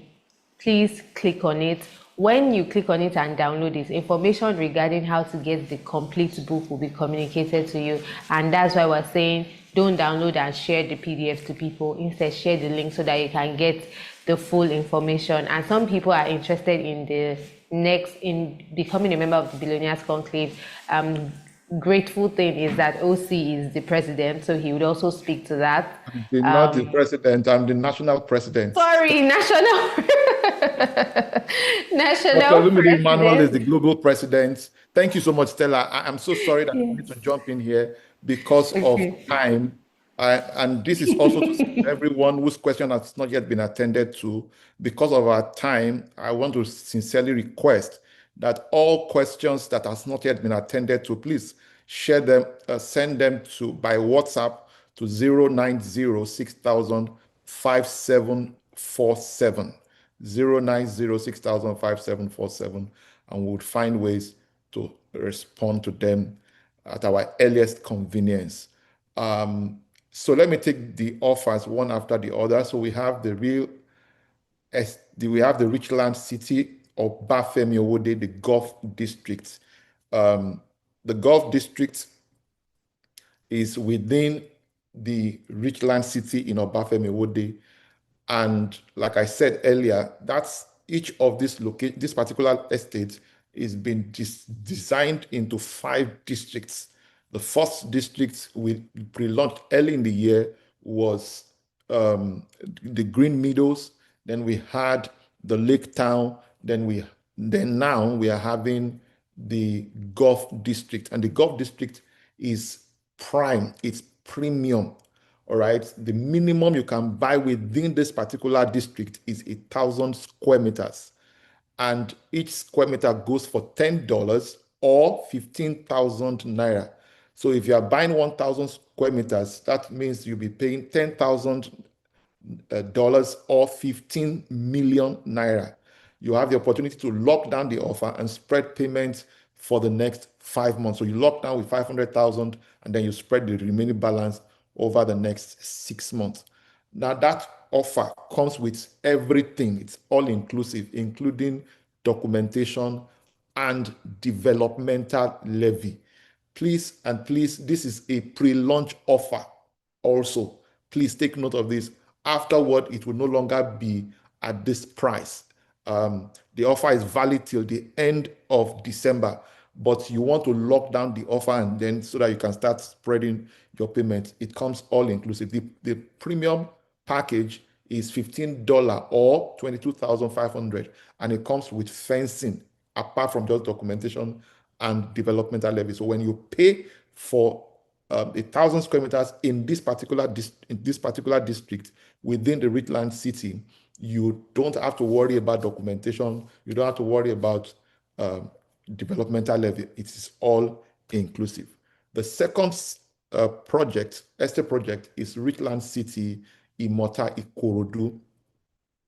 Like Richland City, Obafemi Owode, what we are doing there right now is the chairman's offer. It's a 14-day chairman's offer. The project already, the documentation has already commenced. We already have a registered perimeter survey for the entire estate. And then we also have, we've already started the process also for the CFO. So the project has CFO in view. It's the same thing we're going to repeat or replicate in Richland City or Obafemi Owode. But for this particular one, that is already ongoing, and it's important to note that. Now, at the moment, a 500 square meter land sells for 3.5 million. But within this 14 days chairman's offer, you have opportunity of locking it down with just 100,000. Instead of paying 3.5 million in total, you'll be paying 2 million naira. That is if you are buying 500 square meters. If you are buying 3,000 square meters, you'll be paying 10 million naira instead of 17.5 million naira. So all you need to do to lock down this particular offer is just lock it down with 100,000 naira within these 14 days, and then you spread the balance between now and end of the year. This is so important. Afterward, the prices returns back to its selling price, and you'll be grateful that you did. The third opportunity that was presented is the Realtor Mentoring Program. Now, there are those of us who are already investing in real estate. You know, one of the things that my mentor, Dr. Olumide Emmanuel, has shared with us over the years is the fact that you don't want to be a signpost showing people the way to the wealthy place. There are realtors who don't invest, but there are those of us who are also investors, who also telling people to come and do. We are not telling people to come and do what we are not doing. We are telling people to come and do what we are doing because we have seen the value it has not only added to us, but to several other people we have introduced. And that's what this is about. So if you want to enroll for this program and you want to learn the ropes, you want to see the process, there's a science to results. There's the art and science to every result you see. So most people love the art, but they don't know the science. So they can't replicate the order of results.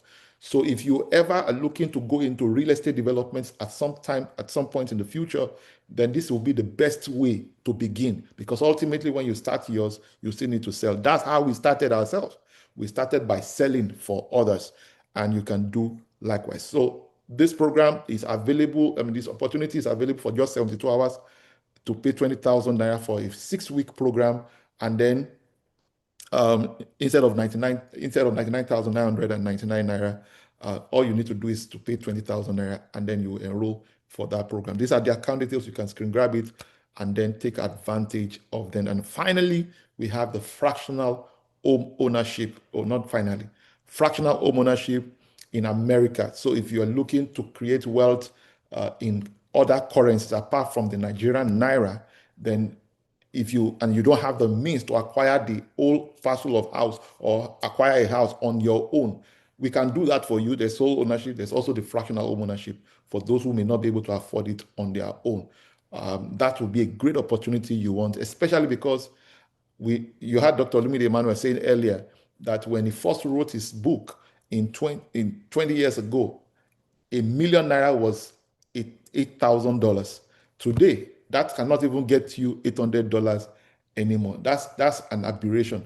So what will be the value of that in another 10, 20 years? That's why you need to begin to also have investments in Naira, have investments in other currencies. That's what we strongly recommend, no matter where you are, right? And that's what fractional home ownership. So if you are interested in taking advantage of the fractional home ownership or even sole home ownership in America, just send FHO to 090-6000-5747.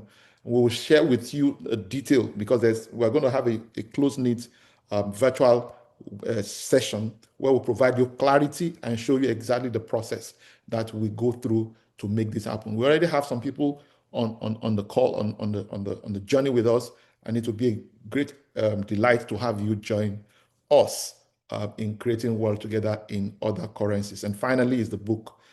This is the biggest thing that we have done. This is the first time I'll be co-authoring any book with anyone, and it's such a delight that Okpe and I, we've been in this business now for more than 13 years, and doing it full time. And we have been in the trenches, both in Nigeria and in the US. We've done a couple of things. We've done a lot of things. We've had our fingers burnt. We've learned a lot of lessons.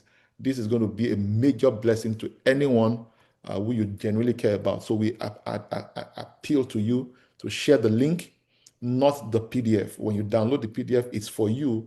Share the link with people within your network so they can also take advantage, they can also benefit from that. And there are several other benefits that will come only if they download it. If you share the PDF, they won't get all the other things that will come along the line. And that's why we are encouraging people to share the link, not the PDF. If you've already downloaded it, you've already downloaded and you have gone on the landing page and you have downloaded the link and you have received the book, please drop a comment in the chat box or in the chat box on Zoom or on YouTube, just so that we can have a sense of those of you who have already taken action, right? But more importantly, within your circle of influence, within your church, within your whatever, just feel free to share that with as many people as possible. Something mega is tied to that book, and it's a bigger gift and a better one than what we are even giving that is a book. So that's why I'm saying share to as many people as possible. And by extension, also, things you will not need to tell people, you would have shared it when they download the book as well. Excellent, excellent. So we would love to have your feedbacks. We'll be giving you further information. For those of you who have downloaded it, we'll give you more information about what you should do and all the things that comes with having downloaded the book. I want to thank you all for your time and for your listening and attention. We believe and hope that this has been of tremendous value to you. We want to sincerely thank and appreciate our board chairman, Dr. Olumide Emmanuel, my own revered mentor, and many people's mentor for his magnanimity and for never giving up on a lot of us, myself inclusive. Like I always say, he believed in me when I didn't believe in myself. It's one of the major inspiration of my own life and has helped me to find meaning, find purpose. And today I'm also a champion of that same crusade. I always say to people that the purpose for which I live and ready to die, I found it because somebody I connected with triggered it. And he was the first person that triggered my sense and my understanding of my purpose. And this is what LifePage is built entirely upon. This is what my life entirely. This is what I'm going to do the rest of my life. I'm not retiring. This is what I'm doing the rest of my life. What I'm doing right now is what I'm going to continue to do the rest of my life. So, and anybody who has known me for upward of 20 years will testify that this is the most consistent thing about my life. And it's such a joy to have you all be a part of this and take action. Like Dr. Olumide Emmanuel said, the fact that you came from, if poor family doesn't mean that a poor family should come from you. If your ancestors have failed you, you can't afford to fail your descendants. I'm signing out. Thank you very much, everyone. Bye, everyone. Bye, sir. Bye, everyone. Thank you so much for making Mega Housing Summit 2025. We look forward to seeing you at the next training or any program that we have. If you have any concerns, please reach out to that number, including Billionaires Conclave Any question you have, just reach out to that number, the number that has been posted so far, the official lines of LifePage. Reach out. I am so sorry. Thank you so much for bringing up Billionaires Conclave. I completely forgot. That is extremely crucial. Listen, who you follow determines what follows you, right? And I can guarantee you nothing will change your life until you change your network. All right. So I wasn't praying. Stella, you were saying amen. I wasn't praying. So I recommend, if you are interested, please send Billionaires Conclave to those numbers that we reeled out earlier, and we will connect you. I'm the national president of Billionaires Conclave in Nigeria, and it's been a tremendous blessing to most people who have registered. And the interesting thing is that we have the North American editions, we have people from all over the world already that are part of this platform, and it's been of tremendous blessing. So you don't want to miss it. Being under the direct mentorship of Dr. Olumide Emmanuel is treasure, and is worth more than $1 million. I can tell you that for free. Thank you very much. Over to you, Stella. Thank you, everyone, for really staying all through. Mega Housing Summit 2025 is a success because you came, you registered, you stayed, you told people about it, you engaged, you bought, you sold, you take advantage of every opportunity. We are super grateful. We do not take your time for granted. We are truly and deeply appreciative that you're here today. And we do hope that when we meet again, when we see again, the story is going to be different, because you are already on the trajectory to having your wealth empire come 2030. Everything that you heard today, please do not just be a hearer who goes to sleep and forgets. No, you need to get angry with poverty. You need to break every terrible generational choices.